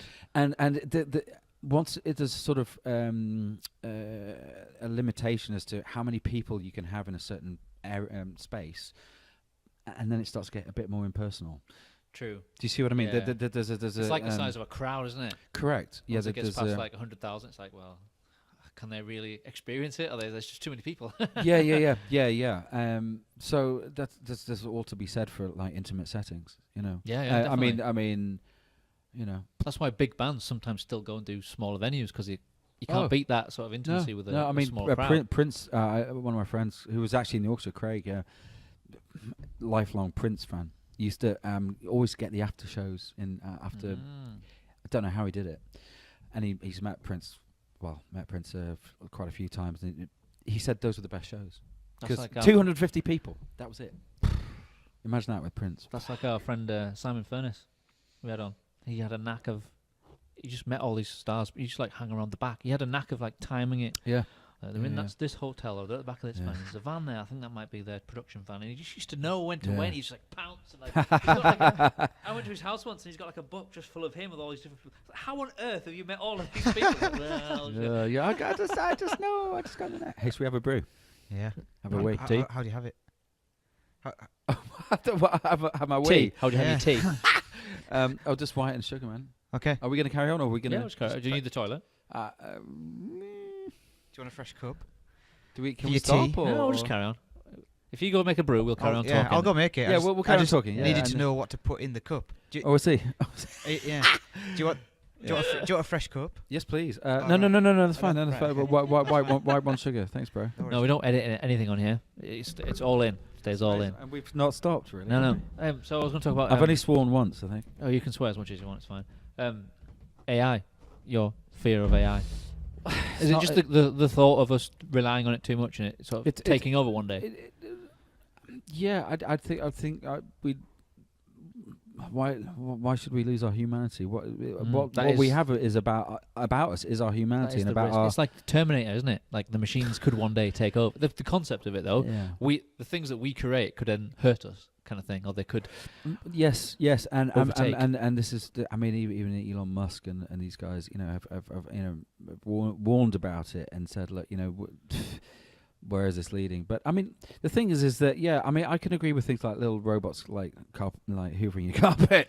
That's pretty cool. It's about balance, though, isn't it? Yeah. It started in like factories when machines, like the car manufacturers, Yeah, yeah. it was easier Yeah. and quicker for a machine to, but it takes away jobs from humans. Detroit. Yeah, it takes away jobs from humans. Do you know what I mean? And that's happening Yeah. more and more. Where like we can get a Yeah. machine to do this way better, so we don't need humans. And so somebody was saying in the States as well, they were recently in the States, they said that a lot of buses, like lorries are... Self-driving. What? Oh my god. Is that true? Yeah. I don't know about buses, but definitely long haul Right. down the motorway trucks. What? I mean, okay, yeah, I mean, there are quite a few females in the trucking industry, but like most of them are males. So what are all these males going to do? Like exactly. you know? There's obviously at some point got to be a knock-on effect of Yeah, like correct. all these jobs that how many unemployed people can we handle before like what happens to all them? Yeah, well, I think, you know, That becomes a strain on the system. well, yeah. Obviously, because there is obviously people who don't want to have a job, but then there's other people who want to have a job, but that their job that's all they know how to do has been machines do that now. So what now? Exactly. I mean, this is why it's great being in the creative industry. Yeah, it is. Especially, I mean, I've chosen this route. You know, the sort of freelance risky route. You know, at the moment it's pretty scary. You know, because it's like, well, God, it is one day, to the next, and blah, blah. So you always still have a job though. No, I don't. Oh, you don't. No. When was your last job? Job was at the Lowry Theatre. I was tech crew for 2 years after the Philharmonic. Right. So, Okay. The thing was, I had a friend in the theatre, a guy called Cookie. He's a great guy, and I'd you know what? Something about your subconscious. You know, sometimes you just go, "Why am I here?" You know, blah, blah, blah. No. I mean, Yeah, I know what you but mean. in a good way. But it's like, Yeah. this is kind of cool, man. And like, Yeah. I used to be up in the flies and do all the flies. Yeah. It's amazing. I loved it. I was just like bouncing around like a lunatic. It was great. And you know, us being outdoor people, and you know, and not being the like, you know, because I'm not. This was always the thing. I was never a classical musician. You know, I was always doing crazy shit. You know, so when it came to the Numan tour, I was doing the transport of the instruments as well. You were in charge of the logistics Yeah, for that. I was transport manager for it. So I was doing. The thing is that this is why it's like the budget. I wanted a transport manager. It's a huge undertaking. Yeah, it was. But the thing was I think I got more respect from not that I was in it for respect, but you know, I got more respect from the Numanoids for it because, okay, Numanoids. Yeah, Numanoids are the fan base of Gary's. Yeah. Very militant, very Dedicated, loyal, and you know, they have fans, as in fanatical in the Yeah. original meaning of the word. Yeah, I mean they've been with him a lot of them all the way since the beginning, and so it's no wonder they're very. Was there many people who went to like most or all of those gigs, those symphony Oh yeah, gigs? yeah. But this was the thing. Like initially, they were very, very suspicious of this project. Of it not working. Oh yeah. Oh God. No. It was. You know. It was like, what is this? Why? No. It was his. No one told me about this. It was and his idea, wasn't it? Of course, He had the idea to Yeah. I want to Yeah, get an no. orchestra in. No, absolutely. But he'd wanted to for years, like Right, for okay. decades, Yeah. actually. In fact, I mean, his music's very cinematic. It's very Yeah. filmic. It's Yeah. very. It's very. It lends itself it's to very that dark. very well. It's very Yeah, yeah. dark. I mean, some of the. I love Sono. I don't know what that is. Sono is it's black metal. Okay. But it's very like in the forest of doom, and it's very dark, and it's basically two American guys, and they're actually American, playing drone music on guitars, which can last for 13 minutes. Right. Okay. It's fucking brilliant, but it's very dark. And oh, dude, thanks, man. I can warm my hands up again. Whew. It's quite cold in here. It's lovely though, but the company is very nice and warm. Trying to make you feel comfortable. Yes. Yeah. So it's very filmic, very dark, very emotional music, and so you know, they were like, a lot of them were very suspicious. I mean, my website just shot up like, you know, I certainly got 1,500 hits on one day. I was Boom! looking at your website. It's very good. Oh, thanks, man. Did you do that? No, my business partner Dominic, who good. was the project manager for the tour. It's very mobile friendly. That's cool. Which is Yeah, important. that's what I insist. Most people look at the mobile Yeah. version. That's what I insist. Not desktop. That's what Dominic said as well. Yeah. Yeah. Well, he's I am making some sense. I'm not talking. no, he's a computer geek. He knows how these things work. So yeah, and they were very suspicious, and obviously I you know, Facebook. He's talking about the Gary Numan's fans Yeah, being yeah. didn't think him and the symphony would work. I don't say that per se. I say that there were a few people who were very Had reservations. had reservations. Yeah. I think a lot of people were very interested, Yeah. but they were kind of like, how's that going to work? You know, Yeah. who's going to arrange it? Who's going to do the arrangements?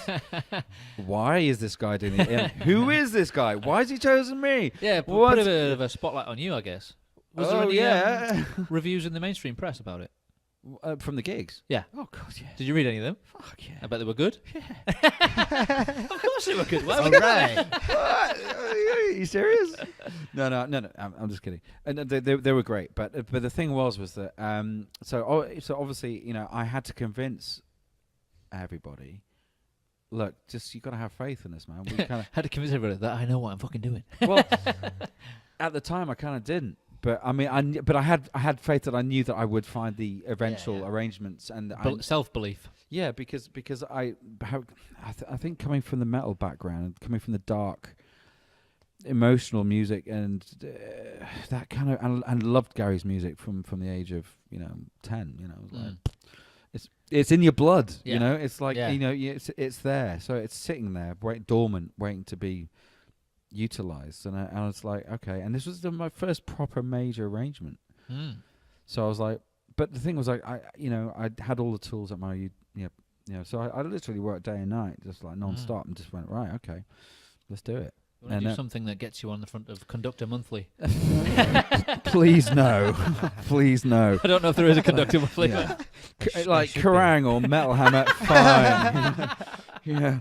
I mean, the centre spread of me with like with my tats out and my baton. Yeah. Like no. So yeah. So and I mean, people were trying to hack into my emails. People, like, Facebook was just like, people were messaging me, hey, can I get some tickets? And like and like, let me give you my 15 paragraph spiel about Gary and what I think how this could work. And I was like, oh shit. Interesting. Oh shit. So basically, take it all as a compliment, though. Oh no. It was no. I mean, no, it was great. And but there's some lovely people go, oh, I can't wait for this, and I'm so excited, and it was just amazing. It was magnificent, and just like whoa, just like whoa. This is just like bonk. But Dominic was very, he was really brilliant. He just said, look, this has got to stop, because you're not going to have the time to work. Yeah. You're just going to be constantly just. And you hear about these mailbags that people have, like, well, I had 250,000 letters through the post today, and I've been through every one of them. I was like, yeah, right. There's no way, because it was just too all-consuming. So what can you do? So I was just like, right, okay. And I said, I basically just right from the people who joined since the Numan announcement, I just said, look, I'm really sorry. I've just got to get you off Facebook. Sorry, it's just not happening. Yeah. And then that's when you realize, well, it's kind of for your friends anyway. Yeah, although these are new friends, it's like, it's just like, I just don't. First of all, I don't know you. Second of all, this is great, but let's. Why don't you go to the Skaparis Facebook? That's kind of cool. The other thing that some people do is they would have an artist profile for themselves as well as your personal one. Yeah, you lock your personal cool. one down to your friends and family, and then when your professional page, it's just a page that they can like. Yeah, no, that's cool. And keep it separate. But again, it was the first time this had ever happened, so I was like, oh my god, And Dominic was like, well, this is what we're gonna do. So I was like, okay, cool. But it was just so that I could work, basically.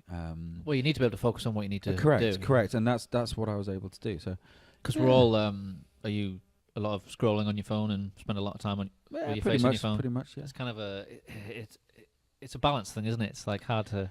Everyone, when you walk in the street, everyone's just like. Yeah, bumping into each other because they're looking at the phone. Transhumanism. Like, because they're trying to get us used to the phones, I guess, the chips and whatever. Yeah, they're all monitoring where we are, what we're doing, what we're looking at. Yeah, man. Oh, it's scary. Have you ever thought that someone who might have chipped you in your sleep? Yeah. Right. I'll tell you what. I went to the doctor. I went in for they thought I had meningitis, but I didn't. I just had a really bad cold. I was just play acting quite a bit. I was like, I feel so terrible. Who's trying to get a day off work? I'm so weak. I'm so weak and vulnerable. Please. Yeah. The doctor's like, no, you're not. Yeah, industrial strength Lemsip. And anyway, so I ended up going to the doctors, and they were like, "Oh my God, it's meningitis," and I was like, "Really? No, it's just a cold." Is that no? I'm the doctor. I'll tell you. So anyway, I was like, right, okay, well, we're just gonna give you an injection. I was like, an injection of what? Cortisone. So, well, yeah, and basically, before I knew it, this nurse had like shoved like this needle in my butt. I'm like, "Blah!" I was like, "That's a chip." The bastards have got me. She's just put a chip in my fucking body. I was like, "Is that a chip?" She went, "Oh, don't be silly." I was like, "Oh, come on, man." I swear it's a chip. Yeah, Anyway. I have had that thought. It's like sometimes, you know, like you have really weird dreams and you go, I think something's going on here. What the hell am I dreaming about? It's the ethereal, man. You're on the ethereal. They're like you're, in your mind, in your sleep, like siphoning out all your thoughts and all your control gradually. And Yeah, every day, man. you get a little bit less control. Like then you're stuck in your phone. Like what's going on here? yeah, man. Yeah. It's. But so this one-to-one stuff is awesome. You can't beat this. You can't beat this. You can't beat this, man. We This, can't- you know, when he said, because I said, "Oh, is this on the phone or is this like face to face?" Yeah. And I was like, I don't do none of that shit, man. You don't do none of that shit. I was like, that's pretty cool. I'll come up. We tried it, didn't we? We tried Skype, and it's just Nah, it's doesn't work pants, as well. man. the conversations just aren't the same. No. Like there's a delay, and especially like phone. I've never done the phone one, but that would be even worse, I think. Just like, and I've some quite big podcasts, and they'll have a guest on. Like, oh, cool! I'll listen to that. And as soon as I hear it on the phone, I'm like, this is not going to be as good as it could have been. And it does. No. It does annoy me. Unless you get Potato Man. Like that. Yeah. Potato Man. But do you know what I mean? It's like you can't beat this. And No, I the often interaction. thought, like, do you have enough of these types of conversations with enough of your I make friends and I family? make it a point of. I don't watch TV anymore. Interesting. I don't watch TV anymore. I don't like my brain to be distorted. Some things that it's good to watch on TV, like a good movie. No, surely. just get a DVD, mate. Well, yeah, obviously, but you know what I mean. Like, it's still Nah. things that you No, go to the make an cinema. effort That's to what sit down. cinema. Yeah, I do prefer going to cinema to anything.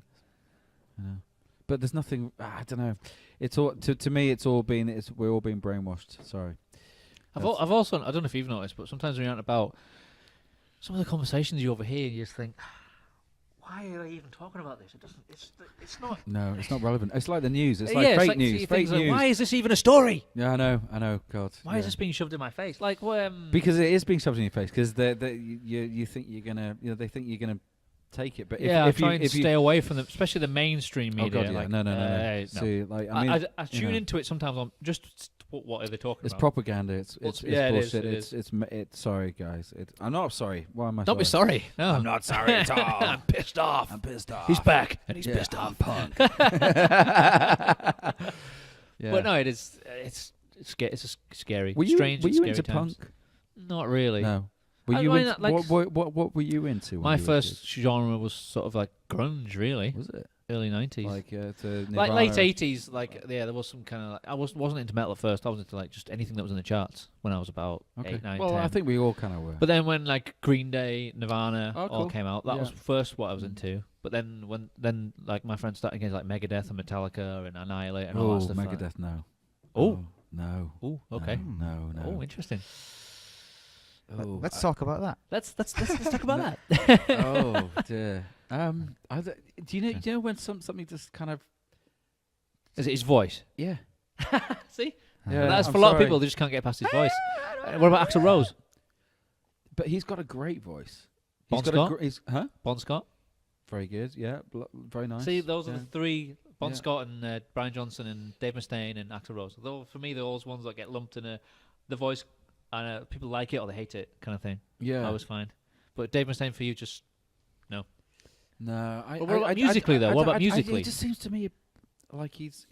Look, I shouldn't say this about any other artist or whatever, but it just seems like he's got this attitude like fuck it, fuck, Well, he's got a chip on fuck it. everybody, and Yeah, I'm he does rich because and- he's got a chip on his shoulder. yeah, because he and got kicked still out of does, Metallica. and he still does, and that's just like not cool. It's like. But what about the music, though? You must be able to separate the man from the music. Yeah, in fact, when I was in Vice, Aki, the guitarist, used to play a lot of it. And I was like, and the only time I actually listened to any of it was because they were performing at Bloodstock one time, and I remember going, I was like, oh no, let's make it quick to the tent, let's get drunk very quickly, and take lots of drugs. He played some of the stuff. I was like, that's actually pretty cool. Musically, there's a lot of good stuff there. Yeah. Great stuff and great guitar playing, great guitar licks. Yeah.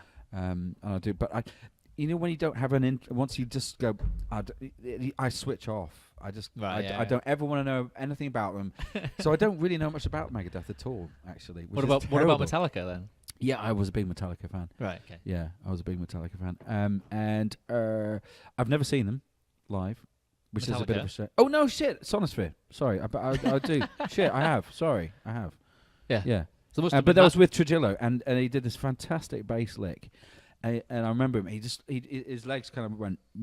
Oh, he does the sort of crab thing. Do do do do do Yeah, do do do do do do do do do.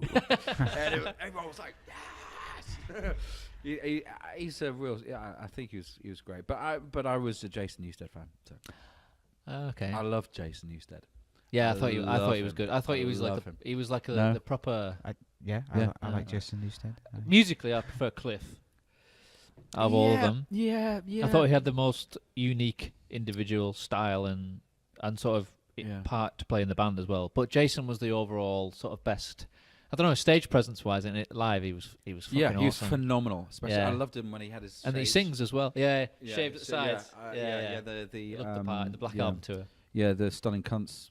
Yeah. Yes. Cunning stunts. Yeah. Oh, sorry. Yes. You didn't mean to do that. No. I bet that's got a few people in trouble as well. What's that DVD you've got? Oh God, Stunning yeah, Cunts. Slipknot. God, Slipknot. Yeah, man. Whoa, that's a tattoo and a half. That was a big So you deal. like Slipknot?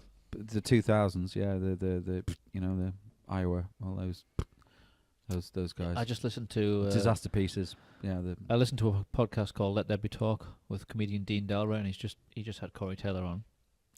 Fucking legends. I could listen to him talk all day. Have you seen the acoustic version of Psychosocial with the banjos? Not with the banjos, no. Oh, it's hilarious. You have to see that. It's just one of the. I just keep watching it, and it just makes me. It's brilliant. It's just so cleverly done and great. His voice is amazing.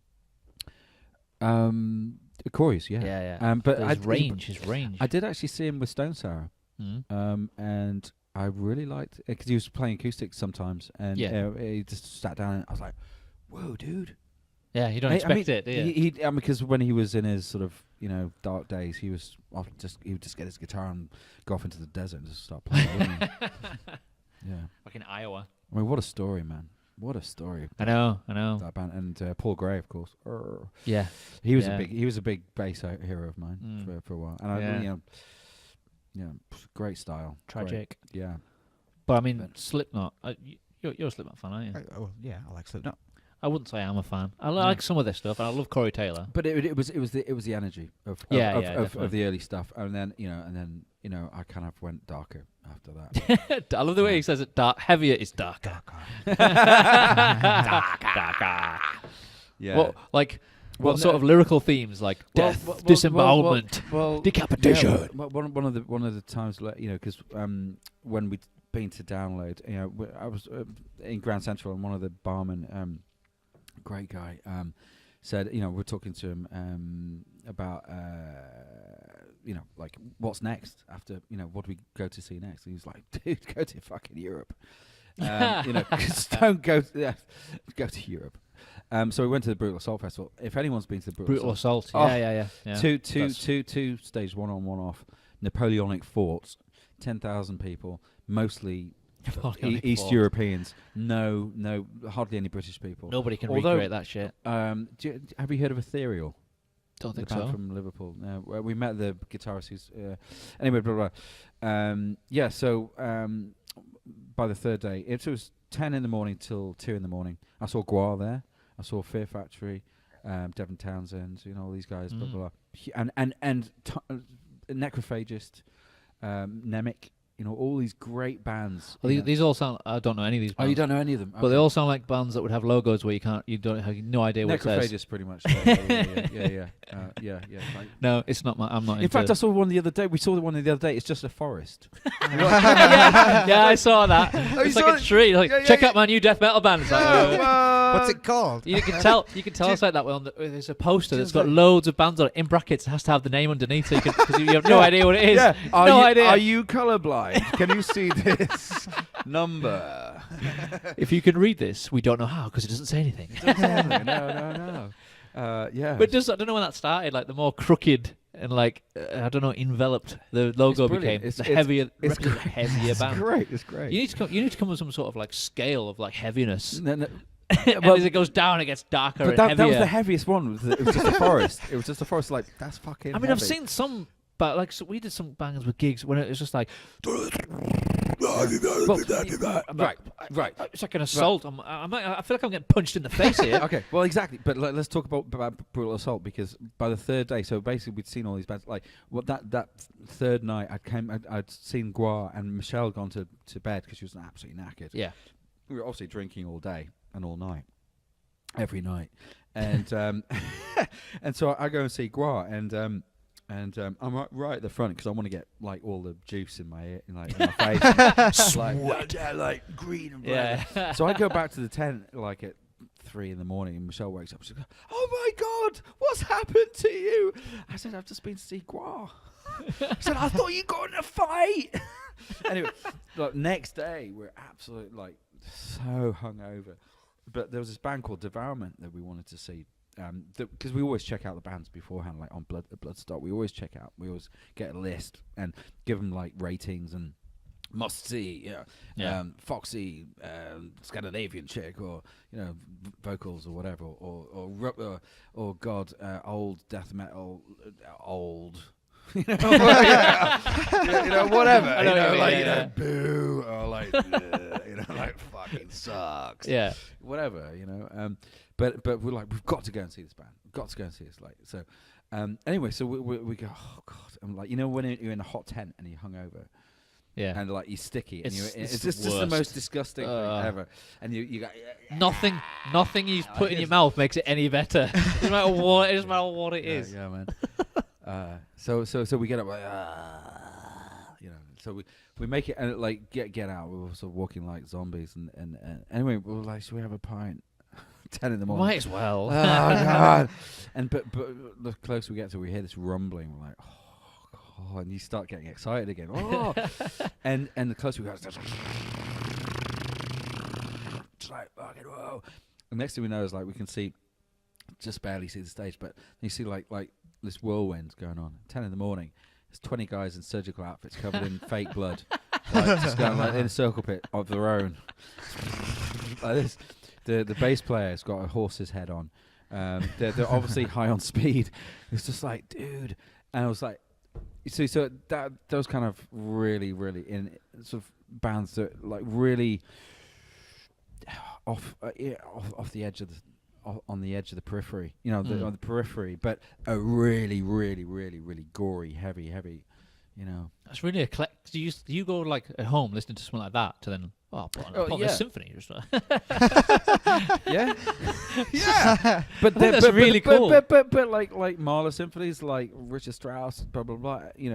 Wagner, heavy shit, man. It is. Yeah, that's what I was saying before. There's a lot of connections to there's it. more intensity in some of the stuff that I've played before. I just don't think there's many people who their collection would go from that to that. I think it's awesome. Yeah, well, it's cool. Yeah, but again, like I say, it's always it's whatever Yeah, gets you, and that I don't care what it is. No, exactly. I'll sit and watch. I mean, like I say, Sun O, 2 guys playing drone guitars. That fucking gets my go. I just go, oh yes.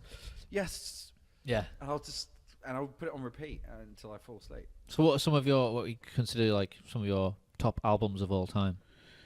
Fields of Nephilim, Elysium. Oh God. Fear Factory, Obsolete. Thank you. Iowa, Slipknot. Yeah. Oh God. Frank Zappa, Have I Offended Anybody? Status Quo, 12 Gold Bars. Nice. Adam the Ants, Kings of the Wild Frontier. Fucking hell. Let me think. That's enough. You don't have to. Just a few.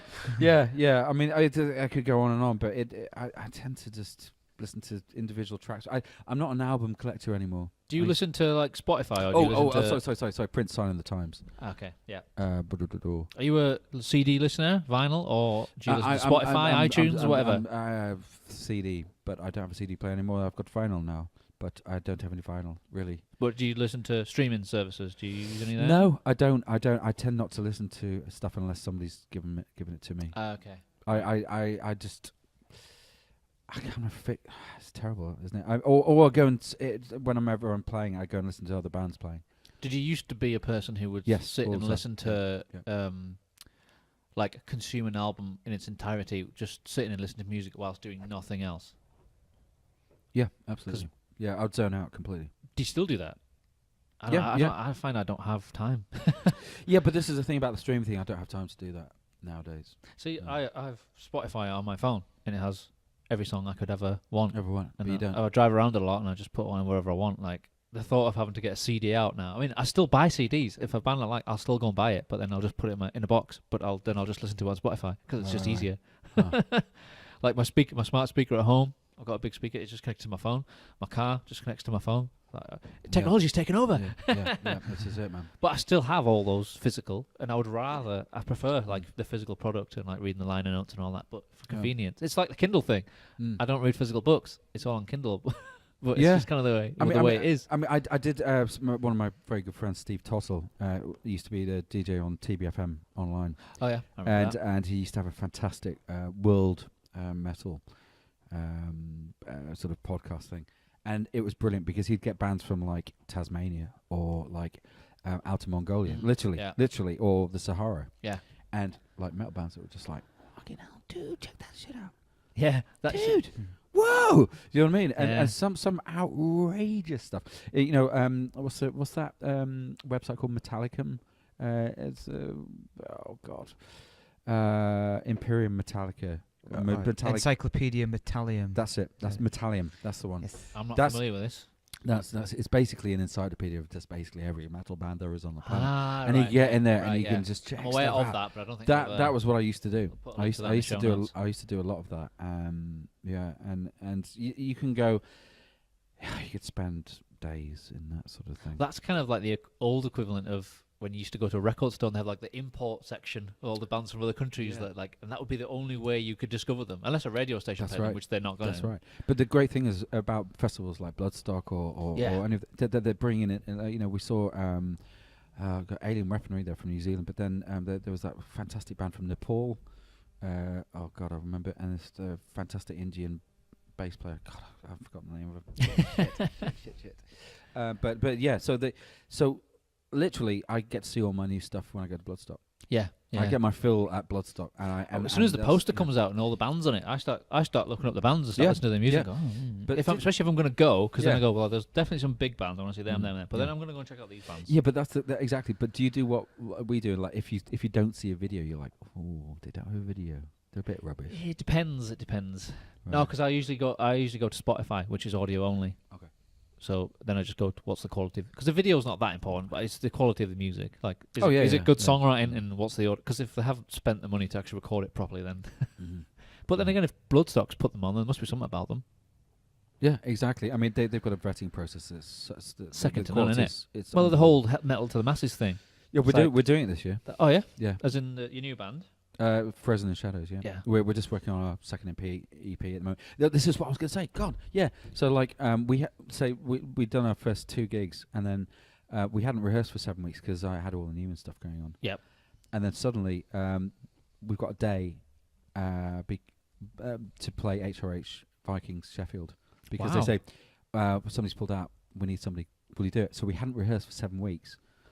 And you've only done 2 gigs before that. And this was our 3rd gig. We're playing HRH Festival Viking, and we're opening on the main stage.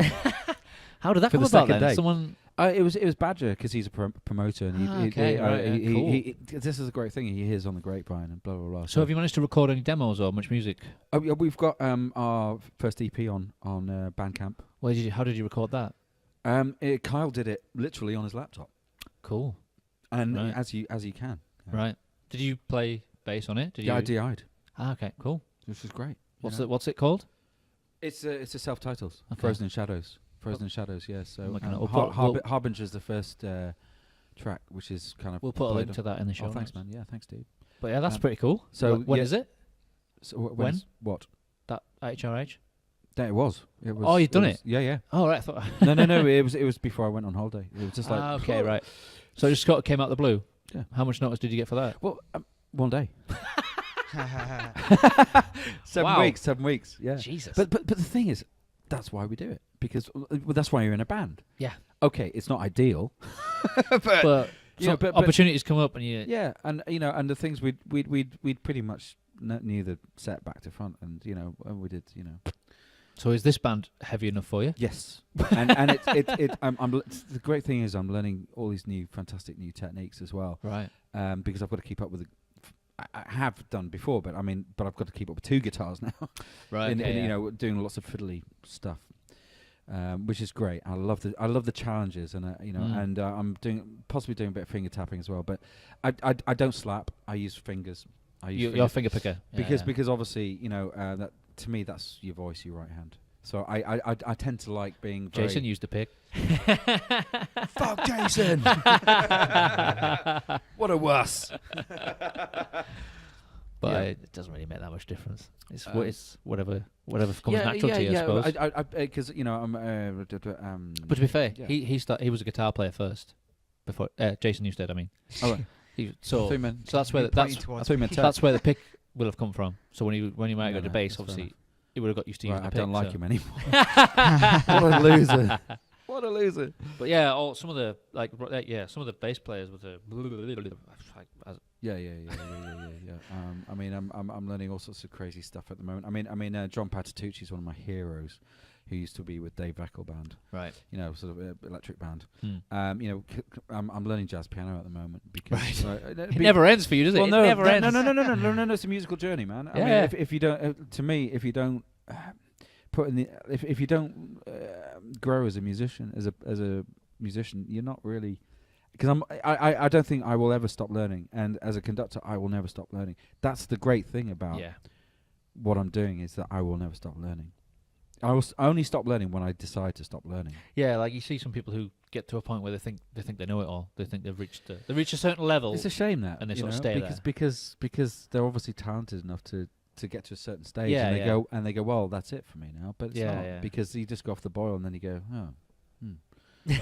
Because there's always an infinite array of things that you can do. Yeah.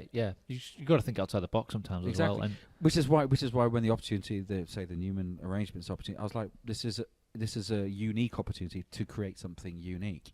You are meant to do that. Yeah, but you've got to be honest with yourself as well.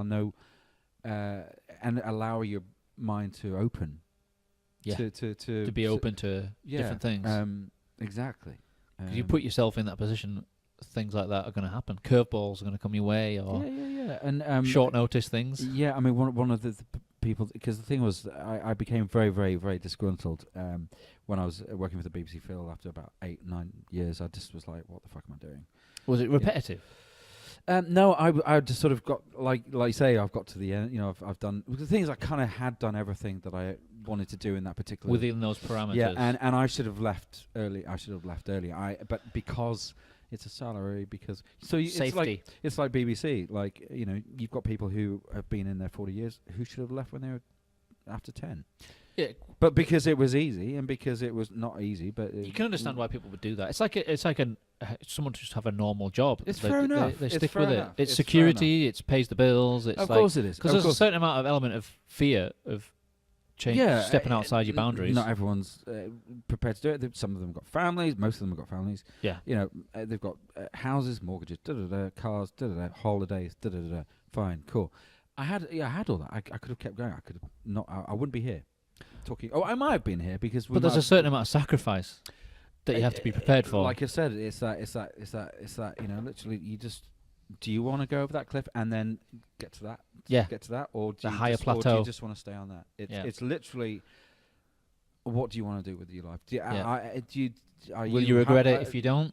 Sort of thing. Well, it's not about regret. I think it's just about what do you want to get out of life? What is it that drives you? And to me, it's always it's curiosity about I think it's you know, it's the creative, It's the creative urge. the isn't sort it? of mentality. I think makes yours Mm. question things and think, is this enough, or Yeah. should I try something different, or should I go for this, or should I not go for this, kind of thing.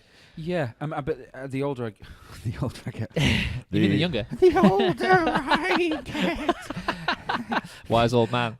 wise old man.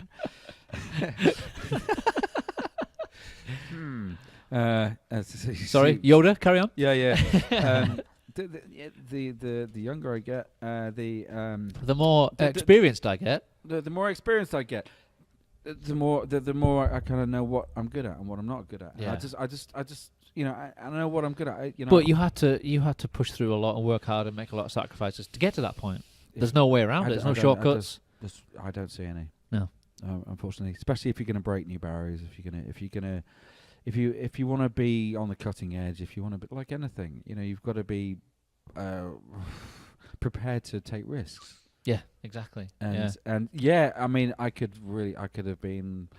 I don't think there was any way I was going to end up on the street, but it'd come very close financially, just to like go, oh my god. Yeah, you just like You know. needed to get to a certain point, but getting there is a different thing. But if you know what you're going to do, and it's, you know, all these things do happen. Yeah. If you've got the goal, if you've got the lust, For the it. wish, Yeah. the desire, you know, the passion for it, you know. So who's the main part of your team that you work with, and who's like your right hand man?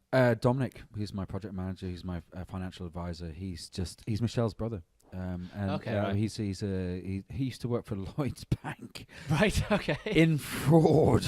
Oh, okay. Yes, very, very, very, very. So basically, he would hunt people down, you know. How long have you been working with him for? About 4 years, 3-4 Okay, years. right. Yeah. So, but he was basically the tour wouldn't have happened if it wasn't for him. Right. Okay. It's that kind of, you know. Partnership. Michelle was doing merch. Dominic's mum. It's like the Mighty Boosh when everyone, sort of, you know, like you know, it's like the Everyone's got a role. Yeah, everyone's got a role. So it's just like, you know, bringing your family, bringing your friends, whatever, you know. So the people in your orchestra, did you know most of them beforehand, or Kind of, yeah. I mean, but not on that sort of. have you become friends with them all now? Yeah, but don't forget, very good. I say friendly working relationship. Yeah. Because I mean, Yeah. I still have to maintain. I have to still, you know. Be the boss. Yeah. Yeah. I mean, but in a nice way. You're a nice boss. I remember I'm like shouting like to Steph the harp player going, "Listen to the click!"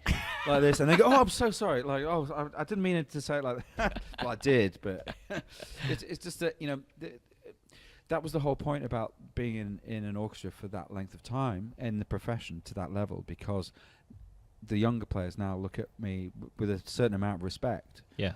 Whereas if I hadn't, they'd be like, "Who the hell's this guy who's saying I want you to do this?" Mm. Especially people in the profession who've seasoned professionals would be Yeah. like even more like, you know. So you have to have a certain amount of gravitas, Leadership. It's leadership. It's everything. It's leadership. Vision. It's empathy. It's you know, because I've got to look after. You know, they're like my family, you know. Now. Yeah. You know, basically, we're looking after them on tour. We don't want them to hurt themselves. We don't want them to like get in trouble. You know, blah blah blah. You know, you've got to, you know, have a certain amount of you know, knowledge base of pretty much everything. You know, so that you can raise everyone. You know, you've got to have a team awareness as well. You've got to understand how a team works. Yeah. Oh, definitely. Yeah. You know. So have you recorded in a professional recording studio with any bands that you've been in, like sort of like record album wise? Oh yeah, Vice. Yeah, we worked in. Oh, did you go to Axis, Doncaster? No. We were with. Oh God, it's the one. It's the one. It's one opposite the Arndale. With David who used to be in.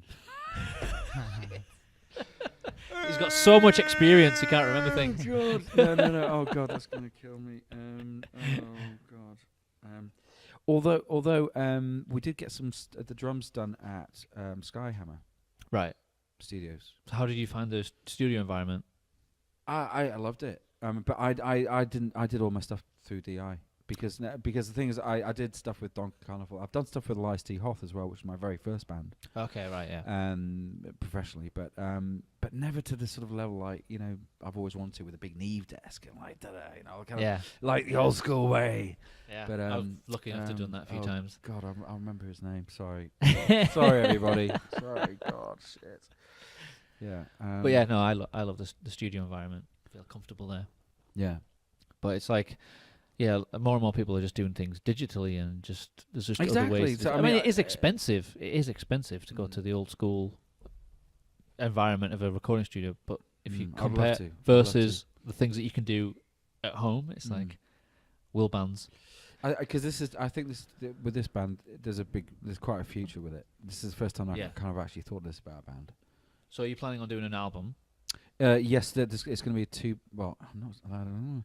This goes out tomorrow, so yeah, no, it's fine. So we've already done first EP, second EP, because we talked about this last week.